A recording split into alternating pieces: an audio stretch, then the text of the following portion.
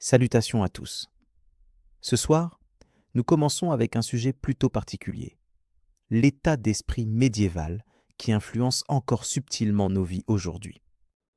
Avant de nous installer confortablement, prenez un moment pour aimer cette vidéo et vous abonner, mais seulement si vous appréciez sincèrement le contenu que je partage ici. N'hésitez pas aussi à partager dans les commentaires d'où vous regardez et quelle heure il est chez vous. Il est toujours fascinant de voir la diversité des endroits d'où viennent nos spectateurs à travers le monde. Maintenant, allez-y et baissez la lumière. Peut-être allumer un ventilateur pour créer un doux murmure de fond. Relaxons-nous et embarquons ensemble dans le voyage quelque peu absurde de ce soir. Vous pourriez penser que le rythme de travail typique de 9h à 17h est apparu durant la Révolution industrielle. Conçu par des hommes victoriens astucieux en gilet, calculant le nombre idéal d'heures de travail avant que les ouvriers ne commencent à souffrir de problèmes de santé. Cependant, la vérité est différente. Il trouve en réalité son origine chez les moines. Au Moyen Âge, les moines étaient les seules personnes suffisamment précises et organisées pour suivre le temps, et aussi assez persévérantes pour l'imposer à tous les autres. Leur existence tournait autour d'un cycle sacré et sans fin de cloches. Les carillons du matin, les cloches de midi, les signaux de prière, les ailleurs des repas, et même les alarmes pour regretter la décision de devenir moine. C'était plus une sorte de système d'alerte divine, infusé d'une dose supplémentaire de culpabilité qu'une quête spirituelle. La journée, à chaque heure désignée, les moines interrompèrent leurs activités pour réciter des chants, s'agenouiller en reverence ou fixer le vide dans l'éternité. L'objectif n'était pas la productivité, c'était l'obéissance. Penser de manière indépendante était découragé. Ils cherchaient plutôt à s'aligner avec Dieu, le monastère et celui qui gérait le clocher. Et inévitablement, il y avait toujours ce moine qui sonnait la cloche 2 minutes en avance juste pour observer le chaos se déchaîner. Au fil des siècles, l'influence du monde extérieur a progressivement propagé cette contagion. Les communautés organisaient leurs marchés autour des cloches de l'église. Les guildes commerciales comptaient sur ces cloches pour signaler les heures de travail. Finalement, les usines ont adopté ce système horaire en totalité, en supprimant l'aspect religieux, mais en remplaçant la prière par des superviseurs criants. Lorsque la révolution industrielle est arrivée, quelqu'un a essentiellement proposé « adaptons la routine monastique, éliminons la foi et intégrons des tâches administratives ». Cette idée a conduit à la création de la journée de travail moderne. Les moines, au moins, jouissaient du calme, du vin et de robes qui faisaient aussi office de pyjama. En revanche, vous faites face à un éclairage fluorescent et à des notifications constantes. Même votre pause déjeuner remonte à la mesure du temps monastique, une heure durant laquelle les moines s'arrêtaient pour prier et peut-être s'offrir une collation rapide avant de reprendre leur feuille de calcul divine. Alors, la prochaine fois que votre réveil sonne à 7 heures et que vous trébuchez vers une nouvelle journée de travail pour payer le loyer et supporter un léger mal de dos, rappelez-vous, vous n'êtes pas vraiment moderne, vous êtes essentiellement médiéval, sauf sans les chants ni l'acte d'absolution. La routine, ce n'est pas un acte de courtoisie, c'est une panique médiévale qui n'a jamais reçu la note concernant la théorie des germes. Au VIe siècle, lorsque la peste balayait l'Europe, éternuer n'était pas considéré comme une simple nuisance, c'était perçu comme un signe de malheur. Un seul approximé. Cela, l'expression gagna rapidement en popularité, se répandant à travers l'Europe plus vite que la peste. Bientôt, chaque village s'engageait dans un effort collectif pour bénir les autres jusqu'à l'épuisement. Personne ne pouvait éternuer discrètement ou seul. Imaginez le bruit ambiant que cela devait créer. Cloche d'église, coq qui chante et un chœur de 40 villageois criant « Dieu vous bénisse » chaque fois que quelqu'un inhalait du pollen. Et cela était efficace, pas au sens médical, mais social. Offrir une bénédiction devenait un signe que vous n'étiez pas du genre à laisser votre voisin sans bénédiction dans son moment de besoin. Refuser de la dire était pratiquement considéré comme de la sorcellerie, la superstition persistait. Même après des centaines d'années de progrès scientifiques, d'amélioration de l'hygiène et de vaccination massive, nous continuons à bénir les éternuements comme si nous étions en 1348. Les gens ne croient plus que leur âme s'échappe, mais nous réagissons encore avec peur au son d'un éternuement. En réalité, la seule chose qui s'échappe réellement lors d'un éternuement, ce sont environ 100 000 gouttelettes de bactéries voyageant à 160 km/h directement vers votre visage. Et personne ne reconnaît votre bonté pour l'avoir fait.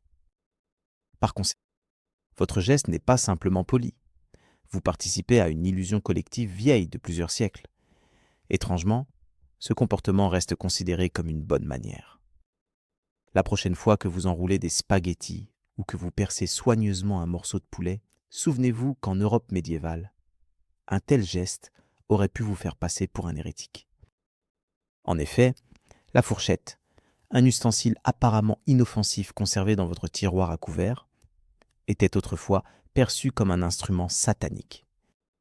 Elle est apparue pour la première fois en Europe de l'Ouest au XIe siècle, apportée par des aristocrates byzantins riches qui utilisèrent de petites versions en or pour consommer des mets délicats sans salir leurs doigts. Cela semble raisonnable, n'est-ce pas? Pas du tout. L'Église a immédiatement éclaté dans le chaos. Les dirigeants religieux ont proclamé que l'utilisation d'une fourchette était une offense à Dieu, car ils croyaient que le Créateur avait déjà fourni les ustensiles de table idéaux, les doigts humains. L'idée que quelqu'un puisse préférer des couverts en métal à la chair naturelle était considérée comme presque blasphématoire. Un incident notable impliquait une princesse byzantine qui épousa la famille royale de Venise. Elle arriva avec ses fourchettes en or, ce qui mit le clergé local dans une colère noire. Lorsqu'elle succomba à la peste peu de temps après, les autorités de l'Église affirmèrent avec suffisance que sa mort était une rétribution divine pour son audace à utiliser un ustensile brillant à dents plutôt que ses doigts donnés par Dieu. Pendant de nombreux siècles, les Européens ont continué à manger avec leurs mains, comme des primitifs cavemen vêtus de vêtements élégants. Même pendant la Renaissance, les aristocrates hésitaient à adopter la fourchette, jugeant cette pratique unnaturale. Les couteaux et les cuillères à fleur étaient considérés comme acceptables, l'un pour piquer, l'autre pour ramasser, tous deux semblant plus appropriés d'un point de vue biblique. Cependant, la fourchette portait un certain charme. Ironiquement, les gens commençaient aussi à succomber à des maladies d'origine alimentaire car, étonnamment, des doigts sales manquaient d'hygiène. Pourtant, aucune opposition ne pouvait surpasser la raison de l'Église. Dieu a créé des mains, alors utilisez-les. Ce n'est qu'au XVIIe siècle, lorsque la haute société italienne considérait les fourchettes comme raffinées, que le reste de l'Europe les accepta enfin. Comme d'habitude, les Anglais furent les derniers à adopter cet ustensile, rejetant la fourchette comme étant efféminée jusqu'à ce qu'une figure éminente en fasse usage publiquement. Alors, la prochaine fois que vous vous asseyez à une table et que vous faites tournoyer gracieusement votre fourchette, souvenez-vous de ceci. Vous accomplissez un acte autrefois considéré comme moralement douteux. L'Église médiévale s'opposait aux idées de propreté, de sophistication et de bonne manière à table, et a finalement perdu. Dans un sens poétique, chaque repas dégusté avec des couverts devient une petite victoire de la rationalité sur la superstition. Ou comme les prêtres auraient nous dit, la tentation servie sur un plateau d'argent. Si vous pensez... Pourtant, même à cette époque, les hommes ne pouvaient résister à une dernière nuit de choix insouciants avant de s'engager pour la vie. Cela a conduit à l'émergence de la fête de la Saint-Hubert médiévale, le précurseur des célébrations modernes de célibataires. Les chevaliers se rassemblaient dans des tavernes ou des cours, buvaient de la bière jusqu'à ce que leur casque ne leur aille plus, pariaient leurs chevaux et proclamaient bruyamment leur loyauté éternelle à l'indépendance, qui durait généralement une dizaine d'heures. Ces événements, la stag était un symbole de masculinité et d'esprit sauvage, ce qui, en termes médiévaux, signifiait un remords en état d'ébriété. Les participants levaient leur verre pour honorer le courage du futur marié d'entrer dans la vie conjugale, tout en pariant secrètement sur la durée de son endurance à la vie domestique. Inévitablement, quelqu'un lançait un défi en duel, et au moins un homme prenait la cousine de la mariée pour une servante de taverne. Bien sûr, l'Église méprisait ces rassemblements. Le clergé les qualifiait de célébration du vice, ce qui, pour être honnête, était une description précise. Ils avertissaient que l'intoxication avant le mariage pouvait conduire à la damnation éternelle. Naturellement, les chevaliers voyaient en cela comme un défi. Peu à peu, cette tradition s'est répandue des foyers nobles aux simples habitants des villes, qui ont remplacé les grands châteaux par des tavernes animées et les armures par de simples chaussures en cuir. Pourtant, l'essence des festivités persistait. Festoyer, boire et agir de manière sauvage, car le lendemain, on était légalement tenu de se comporter différemment. Même les routines du lendemain matin étaient reconnaissables. Gueule de bois, silence gênant et vœu de ne jamais parler de ce qui s'était passé. La seule différence notable entre alors et aujourd'hui est que les hommes du Moyen Âge ne disposaient pas de smartphone pour capturer et stocker les preuves. Ainsi, lorsqu'un marié contemporain sort d'un pub portant une couronne en plastique et un air de remords, il fait en réalité partie d'une tradition historique. Les célébrations de bachelor n'ont pas fondamentalement changé. Elles se sont simplement déplacées du port de mailles à celui de t-shirt assorti. Pendant ce temps, quelque part, un moine médiéval continue de prier pour eux tous. Lorsqu'une personne décède aujourd'hui, notre instinct est de s'habiller en noir. Cela paraît respectueux, sérieux et même intemporel. Cependant, la réalité est que ce n'est qu'une tendance de mode médiévale qui a échappé à tout contrôle. La couleur associée au deuil variait autrefois selon la région. Par exemple, les Romains choisissaient le blanc pour les funérailles, symbolique, immaculé et efficace pour réfléchir la chaleur, alors que les Mournais supportaient le soleil italien. En Europe médiévale, cette sensibilité était interprétée comme « non, faisons le deuil sobre, mais à la mode ». Au Moyen Âge, la teinture noire était coûteuse, ce qui signifiait que seuls les riches pouvaient se permettre d'apparaître véritablement dévastés. Le peuple, enveloppé de laine noire et de voiles, ils exécutèrent des lamentations exagérées dans les rues, car le deuil, comme tous les rituels sociaux, devait être exhibé. L'Église approuvait ce spectacle. La couleur noire représentait l'humilité devant Dieu.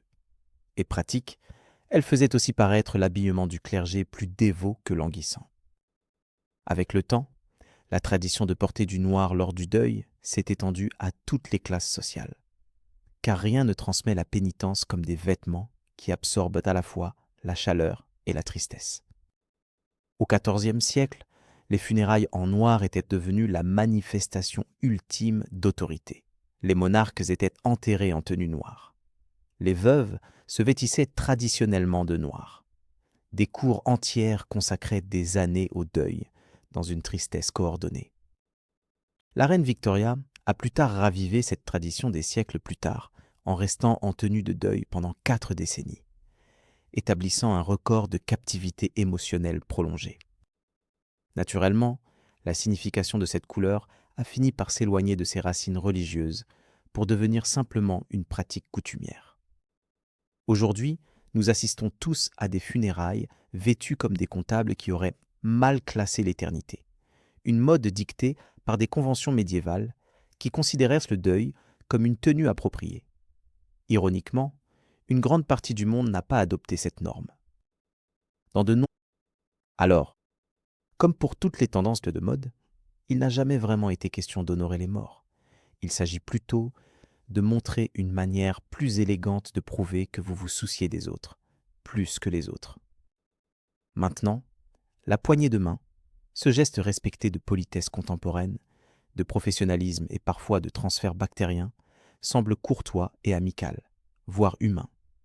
Cependant, ses racines, comme beaucoup de coutumes de l'époque médiévale, sont assez douteuses. Au Moyen Âge, la poignée de main n'était pas utilisée comme un salut, mais comme un moyen de signaler « S'il vous plaît, abstenez-vous de me tuer ». L'Europe médiévale était un lieu rempli de suspicions, où tout le monde était armé. Tout le monde devait une dette à quelqu'un d'autre, et chaque parent préparait secrètement une rébellion. Par conséquent, lorsque 2 individus se rencontraient, ils tendèrent la main droite en signe pour montrer qu'ils ne cachaient pas de dagueur. La poignée de main se faisait ensuite, souvent avec un léger tremblement théâtral, pour s'assurer qu'aucune lame n'était dissimulée dans la manche. Cela servait moins de simple salutation et plus d'inspection mutuelle pour détecter des armes. Chevaliers, commerçants et même monarques pratiquaient avant ce geste, bien que généralement avec leurs mains tenant l'épée tremblante à cause de l'effort de feindre la confiance.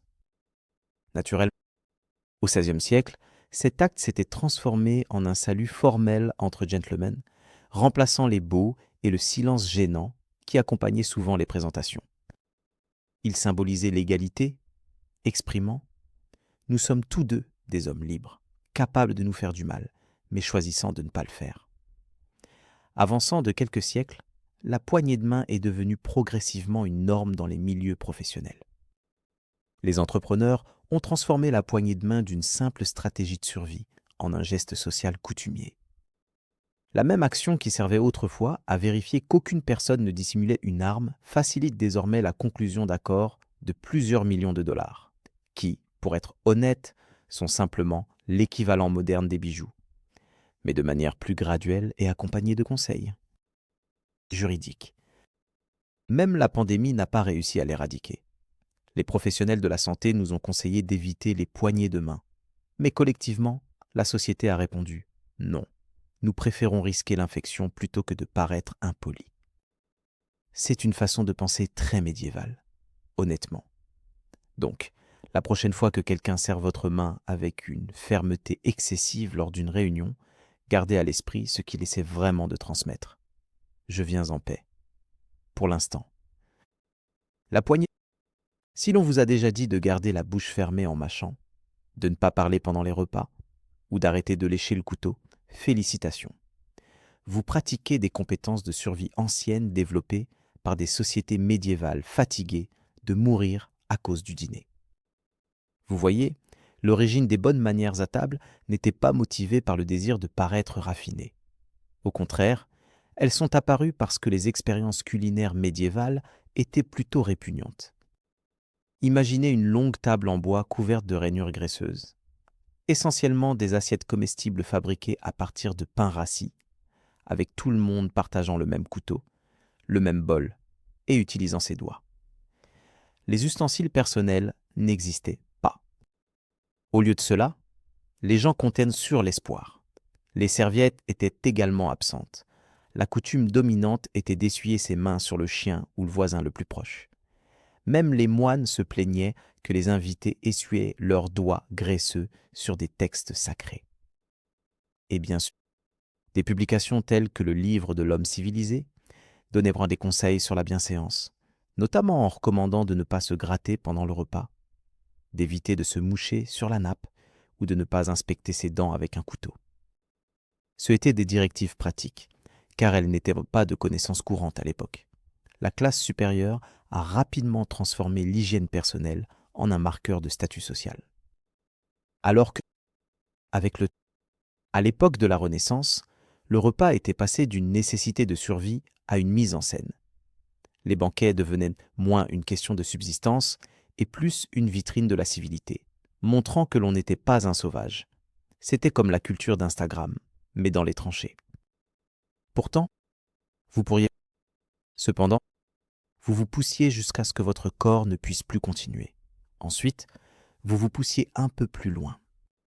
Cependant, l'Église, dans sa compassion infinie, a décidé que les gens devaient prendre des pauses occasionnelles, non pas pour des raisons de santé, mais pour assister à la messe et éviter des péchés non surveillés. Le calendrier ecclésiastique était rempli de jours de fête, atteignant parfois jusqu'à une centaine par an. Ces observances religieuses célébraient des saints moins connus, la Vierge Marie, et parfois des événements qui ressemblaient étrangement à des justifications pour des festivités. Chacune de ces fêtes permettait de prendre un jour de congé, de bénéficier de nourriture gratuite et d'avoir le privilège légal de consommer de l'alcool avant midi. L'aristocratie se plaignait que les paysans bénéficiaient de trop de jours fériés. Un évêque médiéval se lamenta célèbrement que la population travaillait un seul jour et se reposait 3. Il s'agit peut-être de la première plainte enregistrée d'un supérieur hiérarchique concernant la productivité des employés. Au fil des siècles, la Réforme a réduit cet excès, supprimant efficacement des dizaines de fêtes de saints jugées trop indulgentes. Les puritains, en particulier, étaient profondément horrifiés à l'idée que les gens prennent plaisir à se reposer. En conséquence, les propriétaires d'usines ont constaté que des ouvriers surmenés et malheureux causaient fréquemment des dégâts, y compris à eux-mêmes. En conséquence, ils ont rétabli à contre-cœur des périodes de repos désignées. Plus tard, les après-midi du samedi furent ajoutés, une fois qu'il fut compris que des travailleurs reposés étaient les moins susceptibles d'avoir des accidents, comme tomber dans des machines. Au début du XXe siècle, le concept de week-end de 2 jours était devenu une politique officielle. Un jour dédié au culte, l'autre à la récupération après les festivités. Donc, la prochaine fois que vous vous effondrez dans votre lit un samedi soir, souvenez-vous que cette tradition trouve ses origines dans les pratiques religieuses médiévales, qu'elle a été façonnée par les notions protestantes de culpabilité, et qu'elle a été perfectionnée par la volonté du capitalisme de vous faire aimer à nouveau le lundi. Le week-end n'a pas été offert à l'humanité par bonté. C'était un compromis sacré équilibrant le péché, la survie et le timing. Pourtant, d'une manière ou d'une autre, nous continuons à remercier Dieu pour cela. Lorsque vous portez aujourd'hui une alliance à votre doigt, vous n'affirmez pas simplement un amour éternel. Vous rejouez un échange de propriété ancestrale. Au Moyen Âge, le mariage n'était pas motivé par l'affection. C'était plutôt une affaire financière avec des promesses cérémonielles. Les sentiments romantiques intervenèrent souvent après l'accord légal, fréquemment accompagnés de remords et de gestion partagée des terres. La bague ne représentait pas la dévotion. Elle servait de preuve de transaction. Ses origines. Lorsqu'il a atteint l'Europe médiévale, l'Église a reconnu cette pratique comme un excellent outil de relation publique, un symbole de fidélité qui servait également de contrainte légale. La bague était portée sur le 4e doigt, de la main gauche, parce qu'on croyait qu'une veine d'amour, la vena amoris, reliait directement au cœur. Cette idée était totalement fausse. La science médiévale croyait aussi à tort que les maux de tête étaient causés par des démons et que les sangsues possédèrent une expertise médicale. Néanmoins, le mythe persistait, en grande partie parce qu'il sonnait assez poétique pour justifier le coût de l'or. Les mariages eux-mêmes étaient à peine religieux jusqu'à ce que l'Église s'en mêle. Avant cela, ils suivirent la common law, déclarer leur engagement devant témoins, se serrer la main et être immédiatement considérés comme légalement mariés. L'Église voyait là une opportunité de profit commercial. À l'avenir, seules les unions sanctionnées par des autorités religieuses seraient reconnues, et les anneaux deviendraient des accessoires essentiels. Cependant, ne vous laissez pas tromper. Ces premiers anneaux étaient rarement portés par les hommes. Tout au long de l'histoire, l'anneau servait principalement d'emblème unidirectionnel, une marque visible de la propriété d'une femme, plutôt qu'un symbole d'engagement mutuel. Ce n'est qu'au XXe siècle, notamment pendant la Seconde Guerre mondiale, que les hommes ont commencé à en porter, lorsque les soldats portèrent des anneaux pour commémorer leur épouse ou pour signaler aux autres qu'ils étaient engagés, même en poste à l'étranger. Aujourd'hui, la alliance est omniprésente. Un petit anneau en métal qui, supposément, incarne l'amour, la fidélité et l'éternité, jusqu'à ce que quelqu'un l'oublie sur le lavabo de la salle de bain. Lorsque vous regardez ce cercle d'or, gardez à l'esprit sa véritable signification. Ce n'est pas un symbole d'amour éternel ou de bénédiction divine. Au lieu de cela, c'est un contrat médiéval d'union qui a perduré à travers chaque bouleversement culturel depuis les croisades. Ce que vous portez n'est pas un symbole d'amour. Vous êtes lié par un contrat vieux de 9 siècles, mais qui possède une image de marque supérieure. Au Moyen Âge, la résidence typique d'une personne ordinaire rendait un appartement moderne en studio opulent comme Versailles. Les murs étaient souvent optionnels, les portes considérées comme inutiles, et l'intimité une simple illusion. La majorité des individus habitaient des logements à une seule pièce partagée avec des membres de la famille, des animaux et toutes sortes d'esprits qui pourraient rôder dans les poutres. La conception médiévale de l'espace personnel était essentiellement une demande pour arrêter de marcher accidentellement sur les poules. Cependant, vint le tissu, une innovation extraordinaire capable de dissimuler des choses sans avoir besoin de construire des murs supplémentaires. Au départ, les rideaux avaient une fonction pratique. Des draperies épaisses pour bloquer les courants d'air, repousser les mouches et dissuader les voisins curieux. Avec le temps, ils sont devenus des symboles de statut social.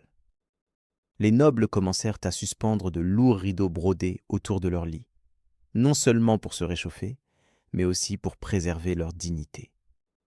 Ces tentures servèrent de chambres privées mobiles, créant une apparence d'intimité dans une salle animée par des serviteurs, des proches ronflants et l'éventuel barde. Si la richesse le permettait, votre lit serait drapé de rideaux somptueux pouvant faire office de décor de scène élaboré.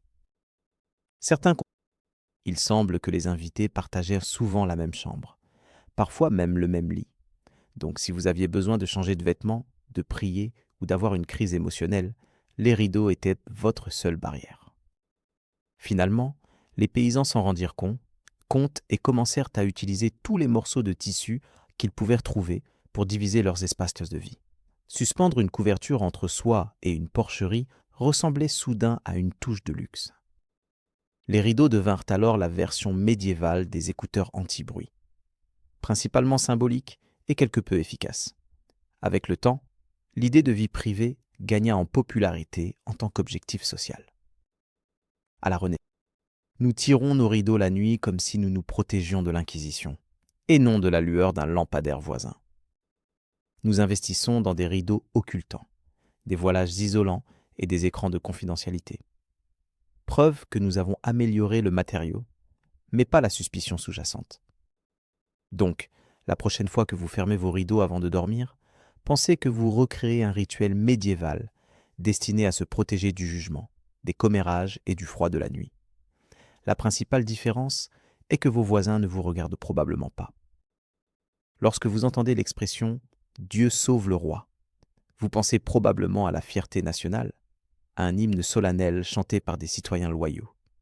Cependant, au Moyen Âge, il ne s'agissait pas du tout de patriotisme, c'était une forme d'exorcisme. L'expression est née comme une prière de sauvegarde, servant de protection spirituelle pour les monarques dont l'espérance de vie était aussi fragile qu'un sandwich au jambon lors d'un tournoi de joute. Les gens du Moyen Âge croyaient fermement que les rois étaient désignés par Dieu, mais ils pensaient aussi que Satan était enclin à dépasser ses limites. Chaque soulèvement, épidémie ou mauvaise récolte était attribué à une influence démoniaque. Par conséquent, la phrase « Dieu sauve le roi » n'était pas simplement un cri de ralliement, mais une forme de réponse à la crise. Chaque fois qu'un souverain tombait malade ou qu'une personne éternuait près du trône, l'Église organisait des prières communautaires pour conjurer les esprits malins. De grandes foules chantaient « Dieu sauve le roi », comme si elles lançaient un sort, car dans leur esprit, c'était exactement ce que c'était. Leur raisonnement était que si suffisamment de gens ordinaires criaient cette phrase avec force, l'attention divine pourrait être détournée du chaos et de la souffrance. Comme on pouvait s'y attendre, cela s'avéra aussi efficace que l'on pouvait l'imaginer. Les monarques médiévaux continuaient de périr, principalement à cause d'empoisonnements, de guerres ou de conflits avec d'autres rois. Néanmoins, la population persistait à chanter, car la superstition demeure la seule tradition politique que l'humanité ne renonce jamais vraiment. Au XVIe siècle, cette phrase avait acquis un rôle cérémonial.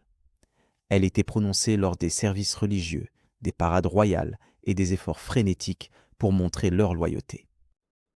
Le fait de le prononcer à voix haute servait de signe que l'on ne conspirait pas contre la couronne, ou du moins pas à ce moment-là. À une époque où critiquer la monarchie pouvait conduire à l'exécution, la phrase « Dieu sauve le roi » était moins une question de foi religieuse qu'une forme d'autoprotection. La version musicale de cette phrase est apparue bien plus tard, au XVIIIe siècle, lorsque l'Angleterre transforma ce cri de détresse médiévale en un hymne national. Et même aujourd'hui, des siècles plus tard, nous continuons à la chanter en mettant la main sur le cœur, en faisant semblant qu'elle symbolise l'unité, alors qu'en réalité, elle était à l'origine une invocation collective à la protection divine. La prochaine fois que vous entendrez une foule dans un stade chanter « Dieu sauve le roi », rappelez-vous que vous assistez à un écho moderne d'un rituel spectral médiéval. Aujourd'hui, cela se retransmet à la télévision, mais la tradition fondamentale demeure. L'idée d'un jour de repos hebdomadaire peut sembler compatissante ou même avant-gardiste, mais l'Église médiévale ne l'a pas instaurée pour promouvoir un équilibre sain entre vie professionnelle et vie personnelle. Au contraire, elle l'a créée pour s'assurer que les gens assistent aux offices religieux. Pendant l'Europe médiévale, les autorités religieuses contrôlaient pratiquement tous les aspects de la vie, votre emploi du temps, vos choix moraux et même vos perspectives dans l'au-delà. Par conséquent, le dimanche était désigné comme un jour saint de repos, non pas parce que les travailleurs avaient besoin d'une pause, mais parce que le clergé exigeait une audience. Si vous imaginez à quel point il serait difficile de l'avouer. Pardonnez-moi, mon père, car j'ai cultivé mon jardin pendant les prières du soir. Les commandements étaient explicites. Pas de labourage, pas de filage, pas de travail du métal, et certainement pas de commerce de marchandises. À moins, bien sûr, que l'Église ne décide de vendre des indulgences. Cela était acceptable, miraculeusement ainsi. Les prédicateurs avertissaient que négliger le jour du Seigneur pourrait entraîner une rétribution divine. Et comme l'Europe médiévale avait une prédilection pour les récits terrifiants, il n'y avait pas de shortage de telles histoires. Une légende raconte qu'un homme tenta de faire cuire du pain un dimanche pour que la pâte se transforme en serpent. Sans surprise, l'application de ces croyances était inégale. Seigneurs et nobles poursuivaient leur travail quand ils le voulaient, car la loi divine, tout comme les politiques contemporaines, ne régulait pas leur autorité. À l'inverse, le peuple ordinaire faisait face à des menaces d'enfer simplement pour essayer de survivre. Avec l'avènement de l'ère industrielle, la société revint sur le concept de repos dominical, le rebaptisant comme un temps consacré à la famille. Les emplois, vous faites une pause non pas parce que vous l'avez mérité, mais parce qu'une personne plus pieuse, plus riche ou plus bruyante l'a décrété. De nos jours, beaucoup d'entre nous passent le dimanche à se reposer en accomplissant des tâches non rémunérées, comme la lessive, le ménage ou l'angoisse liée à la semaine de travail à venir. Bien que cela ne soit pas exactement sacré, cela est devenu une tradition. Par conséquent, la prochaine fois que vous vous sentez coupable de vérifier votre courrier électronique un dimanche, n'oubliez pas de vous détendre. Vous ne remettez pas en question l'autorité divine. Vous continuez simplement la coutume médiévale de travailler lorsque cela est officiellement interdit. Et si votre employeur vous contacte à ce sujet, dites-lui en plaisantant que votre argent s'est transformé en serpent. Lorsqu'on vous salue en vous appelant monsieur ou madame, cela paraît poli et respectueux. Cependant, au Moyen Âge, ces termes ne portèrent pas la même connotation de respect. Ils impliquaient que je comprenais que vous pouviez légalement ordonner ma mise à mort. Les titres s'adressaient à quelqu'un en l'appelant « monsieur », dérivé de l'ancien français « seigneur » pour « sire », était une manière de reconnaître qu'il possédait votre terre, vos moyens de subsistance et peut-être même votre propre colonne vertébrale. Une telle étiquette n'était pas facultative. Rencontrer un noble et omettre de faire une révérence ou ne pas utiliser son titre approprié n'était pas simplement une erreur sociale. C'était considéré comme un crime. Les manuels de bonne manière du XIVe siècle avertissaient explicitement qu'une personne de rang inférieur devait parler à ses supérieurs avec déférence ou risquer une correction. En termes médiévaux, la correction signifiait honte publique et une légère bastonnade. Les femmes avaient leur propre série de règles. Madame, un terme dérivé du mot français signifiant madame, n'était pas destiné à être un signe d'affection. Au contraire, il servait de forme d'affirmation de dominance.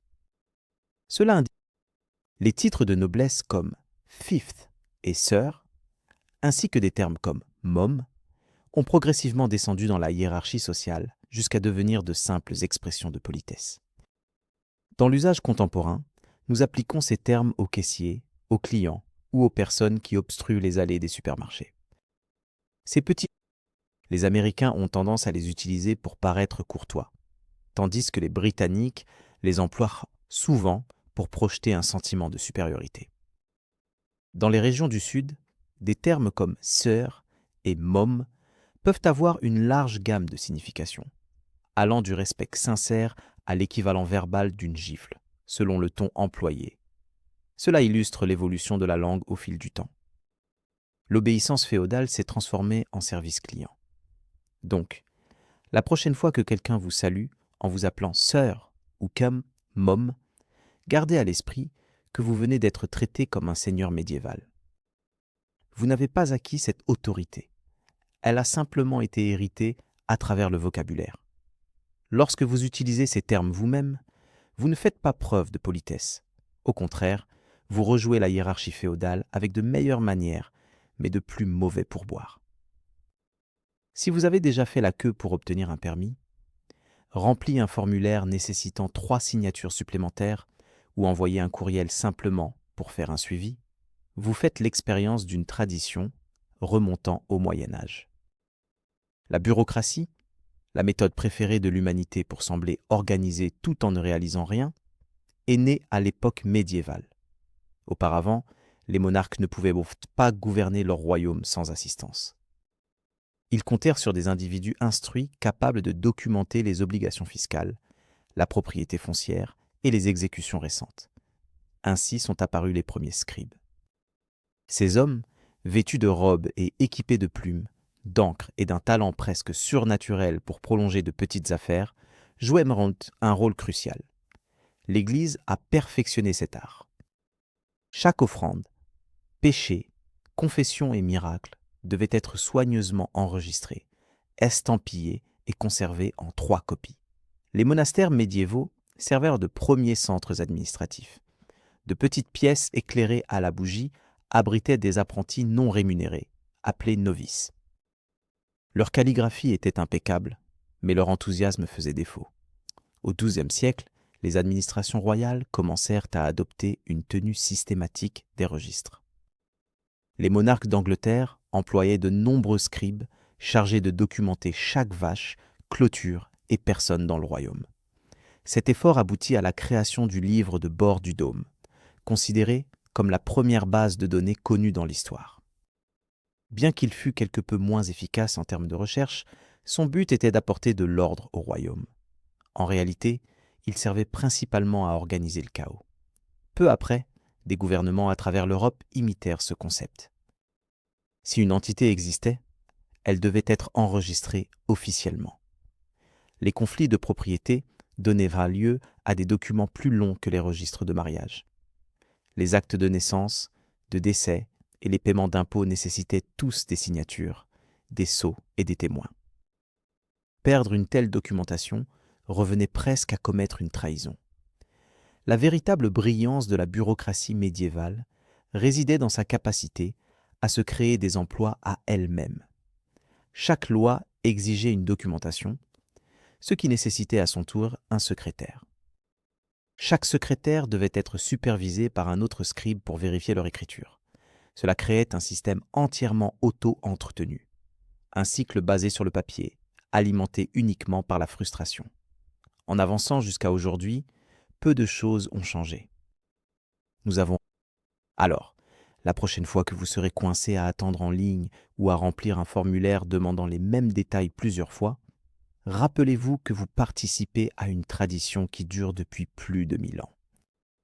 Les monarques médiévaux se fiaient à des rouleaux, tandis que vous utilisez des formes de calcul. Les deux servent peu à rien en réalité, mais au moins, les vôtres incluent un bouton de soumission. Si vous pensez que la culture de l'indignation est née sur Twitter, vous n'avez clairement jamais rencontré un villageois médiéval avec du temps libre et accès à une cloche d'église. Le Moyen-Âge prospérait entièrement sur l'hystérie morale. À cette époque, la société n'avait pas besoin de preuves pour agir.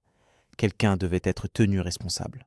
Que ce soit la sécheresse, les sorcières, la maladie ou encore les sorcières, peut-être l'échec du pain à lever, la faute revenait toujours aux sorcières. Cela servait d'explication universelle pour tout malheur.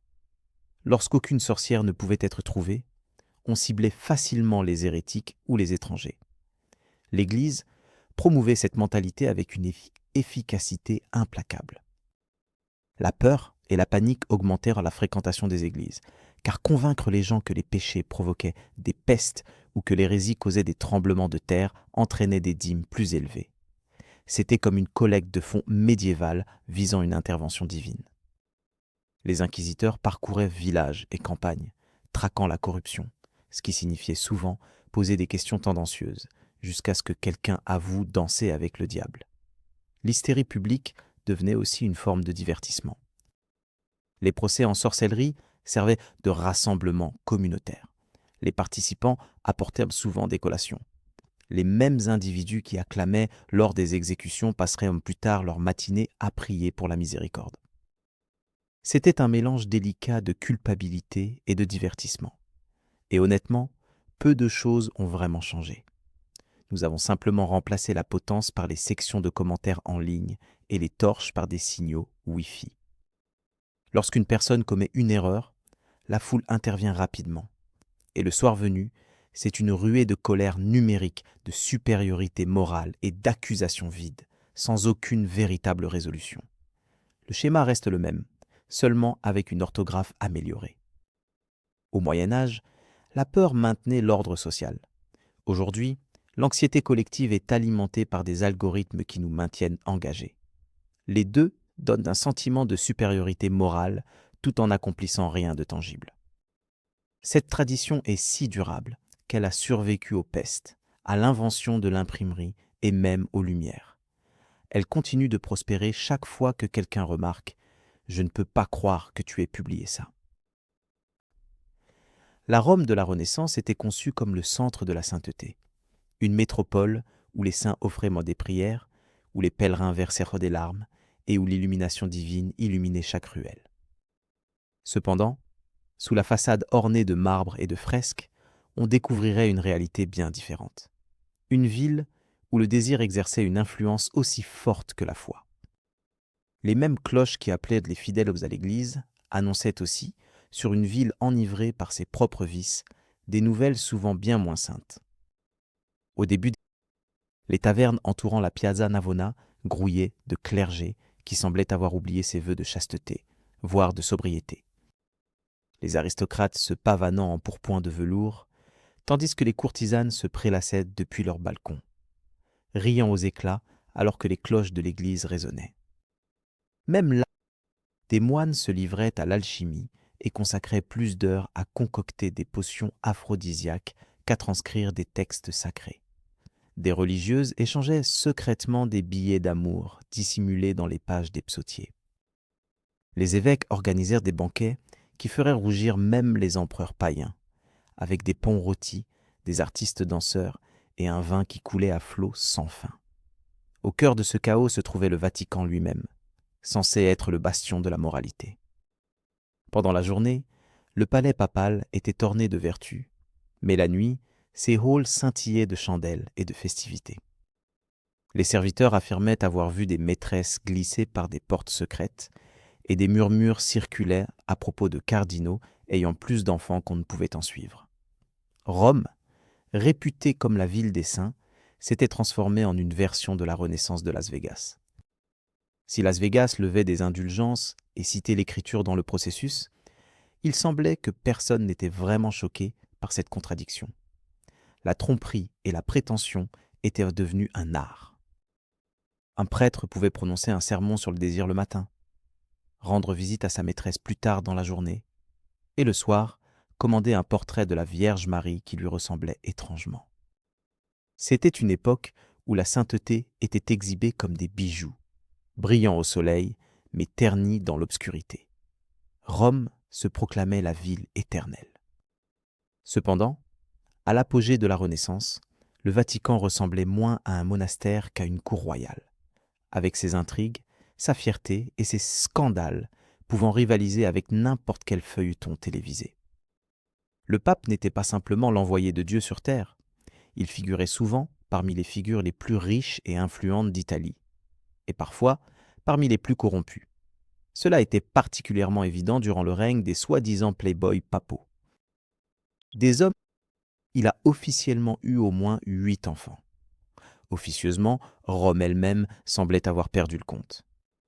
Sa maîtresse, la magnifique Vanza de Catane, résidait ouvertement dans un grand palais près du Vatican. tandis qu'une autre amante, Julia Farese, était largement connue à travers l'Europe comme la concubine du pape. Malgré ça, les Borgia ne cachaient pas leurs vices. Ils les exhibaient fièrement, vêtus de velours brodé de leur blason familial. Pourtant, Alexandre n'était pas le seul dans sa latitude spirituelle. Le pape Jules II, surnommé le pape guerrier, consacrait plus de temps à enfiler une armure qu'à porter des robes, menant des armées plutôt que priant. Il était célèbre pour jurer comme un soldat et créer de l'art avec la grandeur d'un monarque. Le fresque de Michel-Ange dans la chapelle Sixtine a été, paradoxalement, financé par un pape qui avait engendré au moins un enfant illégitime. Pendant ce temps, le pape Léon Ier, le 10e de la famille Médicis, gérait la papauté comme s'il s'agissait d'un compte en banque florentin, organisant une série de célébrations si somptueuses que même les aristocrates romains se sentaient embarrassés. Pour ces individus, les indulgences allaient au-delà des enseignements de l'Église. Elles incarnaient un mode de vie. Leurs festins rassemblaient cardinaux, courtisanes, poètes et peintres, tous plongés dans la richesse et les potins. Les coffres du Vatican n'étaient pas épuisés par les croisades, mais par des bals masqués et des amants secrets. Pourtant, les dévots continuaient à contribuer, croyant que le pape était le boussole morale du monde. Cependant, les citoyens de Rome comprenaient la vérité. Lorsqu'un nouveau pape était élu, il ne s'enquérait pas de sa sainteté. Il pariait sur ses amants. L'Église s'était transformée en une scène pour le vice, drapée de soie et emplie du parfum d'encens. Sous chaque décret divin pulsait un battement de cœur, passionné, ambitieux et totalement humain. Si les papes régnaient en tant que monarques du péché, alors les courtisanes de Rome en étaient les reines. Ces femmes n'étaient pas les figures ombragées des ruelles, mais les aristocrates éblouissantes, les dites courtisanes honestes, courtisanes honnêtes. Honnêtes, bien sûr, de la même manière qu'un loup est sincère lorsqu'il désire des moutons. Elles pouvaient citer les Écritures sans effort un instant, puis réciter des vulgarités l'instant d'après. Vêtues de robes capables de vider la fortune d'un cardinal et de bijoux qui leur appartenaient probablement déjà. Parmi les plus célèbres se trouvait Imperior Cognati, connue sous le nom de la Divina Imperia. Son nom seul évoquait à la fois l'admiration et la crainte chez les classes nobles. Elle recevait des cardinaux, des artistes et des ambassadeurs dans des salons remplis de l'arôme d'encens et de scandales. Elle n'était pas simplement une figure frappante. Elle possédait également de l'intelligence, une femme capable de démanteler le discours d'un évêque sur la vertu, tout en savourant tranquillement un vin vénitien. À sa mort, la ville la pleura comme si elle était de la noblesse. Même le clergé envoya des hommages floraux, feignant la charité plutôt que le véritable souvenir. Puis apparut Tullia d'Aragona, une poétesse, philosophe et rumeur maîtresse de nombreux secrétaires du Vatican. Tullia, ces femmes, elles détestaient de telles figures n'étaient pas simplement tolérées, elles étaient considérées comme essentielles. Lorsque les négociations diplomatiques échouaient, Rome ne comptait pas sur la force militaire, mais sur le charme et la diplomatie. Les femmes aristocratiques étaient surveillées de près, mais les courtisanes circulaient en toute liberté, leur attrait servant de véritables outils diplomatiques clandestins. Sous leurs lèvres peintes et leurs corsets ornés, elles formaient le véritable réseau de renseignement de l'époque de la Renaissance. Ironique, tandis que les prêtres les poursuivaient en secret et que les poètes les célébraient en vers, les courtisanes de Rome montraient que l'influence ne reposait pas toujours sur ceux qui portaient une mitre. Parfois, elle était dissimulée derrière un voile de soie. Alors que le clergé et les papes faisaient la une par leurs excès, les femmes nobles de Rome à la Renaissance inventaient leur propre forme de scandale, plus subtile, mais tout aussi audacieuse. Ces femmes, par conséquent, lorsqu'une duchesse se retrouvait liée à un époux peu inspirant, 2 fois plus âgé qu'elle, le remède évident était de chercher un confesseur, quelqu'un qui écoutait attentivement et passait occasionnellement la nuit. Cependant, l'Église, les femmes, leur rassemblement se transformait en scène de flirt, où la poésie, la musique et la philosophie n'étaient que des façades pour la séduction. Les liaisons romantiques se déroulaient souvent par correspondance cryptée, des portraits saints dissimulant de petits messages d'amour, et lors de pèlerinages occasionnels qui amenèrent commodément des amants jusqu'à des villas situées juste en dehors des limites de la ville. Pourtant, le secret était essentiel à leur survie. Si l'indiscrétion d'un noble pouvait être justifiée comme un signe de passion, une erreur d'une femme pouvait entraîner l'exil ou des conséquences encore pires. Néanmoins, elle persistait. Beaucoup de femmes nobles maîtrisaient l'art de paraître pieuses, tout en se livrant secrètement au vice. Elles assistaient à la confession chaque jour pour garder leurs péchés sous contrôle et s'habillaient de manière conservatrice en public, dissimulant des corsages brodés sous leur cape. Derrière chaque vierge peinte ornant un mur de palais se cachait une histoire de culpabilité et de désir. Alors que le Vatican tonnait contre la chasteté, les femmes aristocratiques de Rome écrivaient des sonnets célébrant le désir. Elles comprenaient les règles du jeu. Pécher en silence, rechercher la rédemption avec grâce et éviter de se faire prendre à tout prix. Dans une ville où les hommes exerçaient l'autorité ouvertement, les femmes maîtrisaient l'art de l'influence dans l'ombre.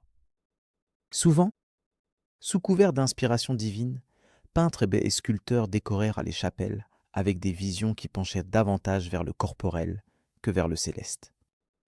La Renaissance a suscité un renouveau de l'attention portée aux corps humains, et les artistes le poursuivaient avec un enthousiasme qui parfois brouillait la frontière entre beauté et sacrilège. Considérez Raphaël, le prodige célèbre de Rome. Ses fresques rayonnaient de calme et de grâce. Pourtant, derrière cette tranquillité se trouvait un homme notoirement incapable de résister à la tentation. Son inspiration, Laforina, était la fille d'un boulanger dont la silhouette voluptueuse servait de muse à nombre de ses madones. Elle devint sa fixation, sa collaboratrice secrète et, selon certains, la véritable source d'inspiration derrière la Vierge Marie elle-même. Après la mort prématurée de Raphaël, des murmures circulaient selon lesquels sa disparition ne serait pas due à la fièvre, mais plutôt à la fatigue après une nuit passée à s'immerger dans un effort artistique intense. À l'inverse, Michel-Ange luttait autant contre la culpabilité que contre le marbre sur lequel il travaillait. Ses représentations sur le plafond de la chapelle Sixtine étaient ancrées dans des thèmes bibliques, mais il était impossible de ne pas remarquer la tendresse avec laquelle il rendait chaque muscle et chaque contour. Certains responsables de l'Église se plaignaient que ses seins semblaient trop humains. Les partisans de Michel-Ange soutenaient qu'il s'agissait d'une anatomie divine, tandis que ses détracteurs la qualifiaient de pornographie. L'artiste, ses sujets étaient souvent des prostituées et des criminels issus directement de la rue, leur sensualité brute étant dépeinte sur les visages des saints et des martyrs. Pour lui, pureté et vice étaient fondamentalement liés, des contraires inséparables. Ça représente les artistes. À Rome, à la Renaissance, l'art était bien plus qu'une simple décoration. C'était la tentation incarnée. Chaque coup de pinceau représentait un risque, oscillant entre salut et scandale. Alors que des fresques fleurissaient sur les façades de la ville, des murmures se répandaient selon lesquels la plus grande œuvre de Dieu n'était pas l'âme divine, mais le corps humain exposé. Si l'on voulait voir la véritable essence de la Rome de la Renaissance, non pas à travers des sculptures en marbre ou des édicts papaux, mais à travers le cœur vivant, joyeux et pécheur, on assistait au carnaval. Pendant quelques jours chaque année, Rome mettait de côté ses morales et embrassait ses désirs. Les masques cachaient les visages, le vin remplaçait les sermons, et la frontière entre le clergé et le peuple ordinaire disparaissait sous la lueur des torches. Pendant ce festival, même l'Église relâcha son emprise. Les cardinaux participèrent au bal masqué pour observer la jeunesse, ce qui signifiait souvent qu'ils poursuivaient les danseurs jusqu'à l'aube. Les moines, même le pape, bien à l'abri derrière les murs du Vatican, était supposé jeter un œil depuis les balcons, diverti par la plongée annuelle de sa ville dans le chaos. les rues fourmillaient de symboles et de péchés. Des chars représentaient des allégories de la vertu triomphant du vice, mais la majorité des spectateurs acclamaient le vice. Des courtisanes se déguisaient en religieuses, tandis que des religieuses se faisaient passer pour des courtisanes. Et les deux groupes semblaient se délecter du chaos ludique. La semaine suivante, les confessionnaux furent bondés, avec des prêtres secouant solennellement la tête et notant méticuleusement les détails des rencontres intimes des gens et des confessions qu'ils avaient refaites. Ces prêtres formaient involontairement le réseau de potins officieux de Rome. Un moine plaisanta en disant qu'à Rome, le Saint-Esprit ne descendait pas comme une colombe. Au contraire, il arrivait sous forme de rumeur. L'ironie de cela était vraiment remarquable. Le péché était à la fois condamné et célébré simultanément. Des processions de carnaval défilaient sous des fresques représentant le jugement dernier. Les mêmes mains qui dispersaient dans les roses, parmi les spectateurs la veille, tenaient des chapelets le lendemain matin. Les dévots attribuaient la faiblesse humaine comme si la faiblesse était le passe-temps le plus précieux de la ville. Une fois les célébrations terminées, Rome se nettoya et retrouva sa piété. Les clercs prêchaient à haute voix sur la moralité. Les aristocrates reprenaient leur mariage, et les rues portaient à nouveau le parfum d'encens plutôt que celui de la sueur et du vin. Pourtant, la mémoire persistait. Derrière chaque procession de saints, il y avait une gueule de bois. Et sous chaque pénitence murmurée dans les volières, un sourire discret et complice se cachait subtilement. Tout le monde à Rome connaissait une vérité fondamentale. Le pardon était peu coûteux, mais les tentations du vice avaient une valeur immense. Alors que les Romains ordinaires murmuraient à propos de la luxure et de la cupidité, les burghers commercialisaient tes vices. Rodrigo Borgia, qui devint plus tard le pape Alexandre VI, gouvernait non pas en tant que leader spirituel, mais en tant que patron d'une organisation criminelle italienne. Une organisation qui distribuait également des indulgences. Son Vatican servait de toile de fond à l'excès et à la décadence. Les témoins racontaient des dîners où des courtisanes dînaient nues, dans des chambres ornées de soie et imprégnées de parfums scandaleux. Une soirée notoire, plus tard appelée le banquet des châtaignes, vit 50 danseurs, avec des cardinaux lançant des châtaignes grillées sur le sol et des invités rampant à quatre pattes pour les ramasser, un acte d'indulgence effronté. Que l'histoire ait été exagérée ou non importait peu. Rome l'accepta comme vérité, et cela suffisait. La véritable preuve de l'héritage complexe de Rodrigo résidait dans sa descendance. César Borgia, le fils préféré du pape, était charismatique, beau et totalement impitoyable. Il éliminait ses rivaux avec la même facilité que son père accordait des pardons. La sœur de César, Lucia, devint une figure légendaire, accusée d'inceste, d'empoisonnement et de séduction, bien que bon nombre de ces accusations aient probablement été de la propagande fomentée par ses ennemis. Néanmoins, leur vie, Rome avait déjà connu des papes corrompus, mais jamais un qui gérait la papauté comme une entreprise familiale. Cependant, à leur crédit, les burghers étaient simplement plus transparents sur leurs activités clandestines que d'autres. Alors que d'autres familles nobles cachaient là leurs excès derrière des sermons en latin, les burghers les exhibaient ouvertement, ornés d'or et parfumés de manière laviche. Ils transformèrent le Vatican en un lieu pouvant être à la fois un bordel et un champ de bataille, selon le jour. Lorsqu'Alexandre Saccard, le sixième, mourut enfin, de façon assez ironique après un festin, Rome exhala à la fois avec soulagement et admiration. Bien qu'il fût un pécheur, il était aussi une figure inoubliable. Son règne laissa l'Église ternie, son nom maudit, mais sa légende perdura à jamais. Pendant la Rome de la Renaissance, les Borgia démontraient une vérité intemporelle. Lorsque le péché est manié habilement, il peut devenir la plus grande forme de pouvoir. Malgré son outrage et ses sermons, l'Église de la Rome Renaissance n'était pas simplement une victime du vice. Elle en était aussi le catalyseur. La hiérarchie rugissait depuis la chair contre les tentations lascives. Pourtant, derrière ces barrières de marbre, les portefeuilles tintaient plus fort que l'intégrité morale. Chaque vice marchandisé, chaque pardon accordé, contribuait à un vaste système de pardon transactionnel. On pouvait s'adonner à une liaison, la confesser le lendemain et partir en se sentant spirituellement pur, à condition que leur offrande fût conséquente. Ce n'était pas simplement de l'hypocrisie, c'était du commerce. Le péché, en essence, s'avérait être une source de revenus constante. La trésorerie du Vatican s'enrichissait grâce aux fonds d'individus avides de salut, malgré leur intention de se livrer à nouveau au plaisir qu'ils cherchaient à obtenir. En somme, l'Église avait transformé le désir en un modèle d'abonnement. Péché, confession, paiement, répétition. Même la production de certificats d'indulgence évoluait en une activité lucrative. Les moines, censés transcrire des textes sacrés et illuminer les Écritures, passaient leur temps à compter les reçus. Les cardinaux possédèrent des vignobles, prêtaient de l'argent et entretenaient des domaines somptueux remplis de serviteurs et d'amants. Un évêque était si notoirement connu pour avoir de nombreux enfants illégitimes que les habitants du coin désignaient sa résidence comme la maison du Seigneur et de sa famille élargie.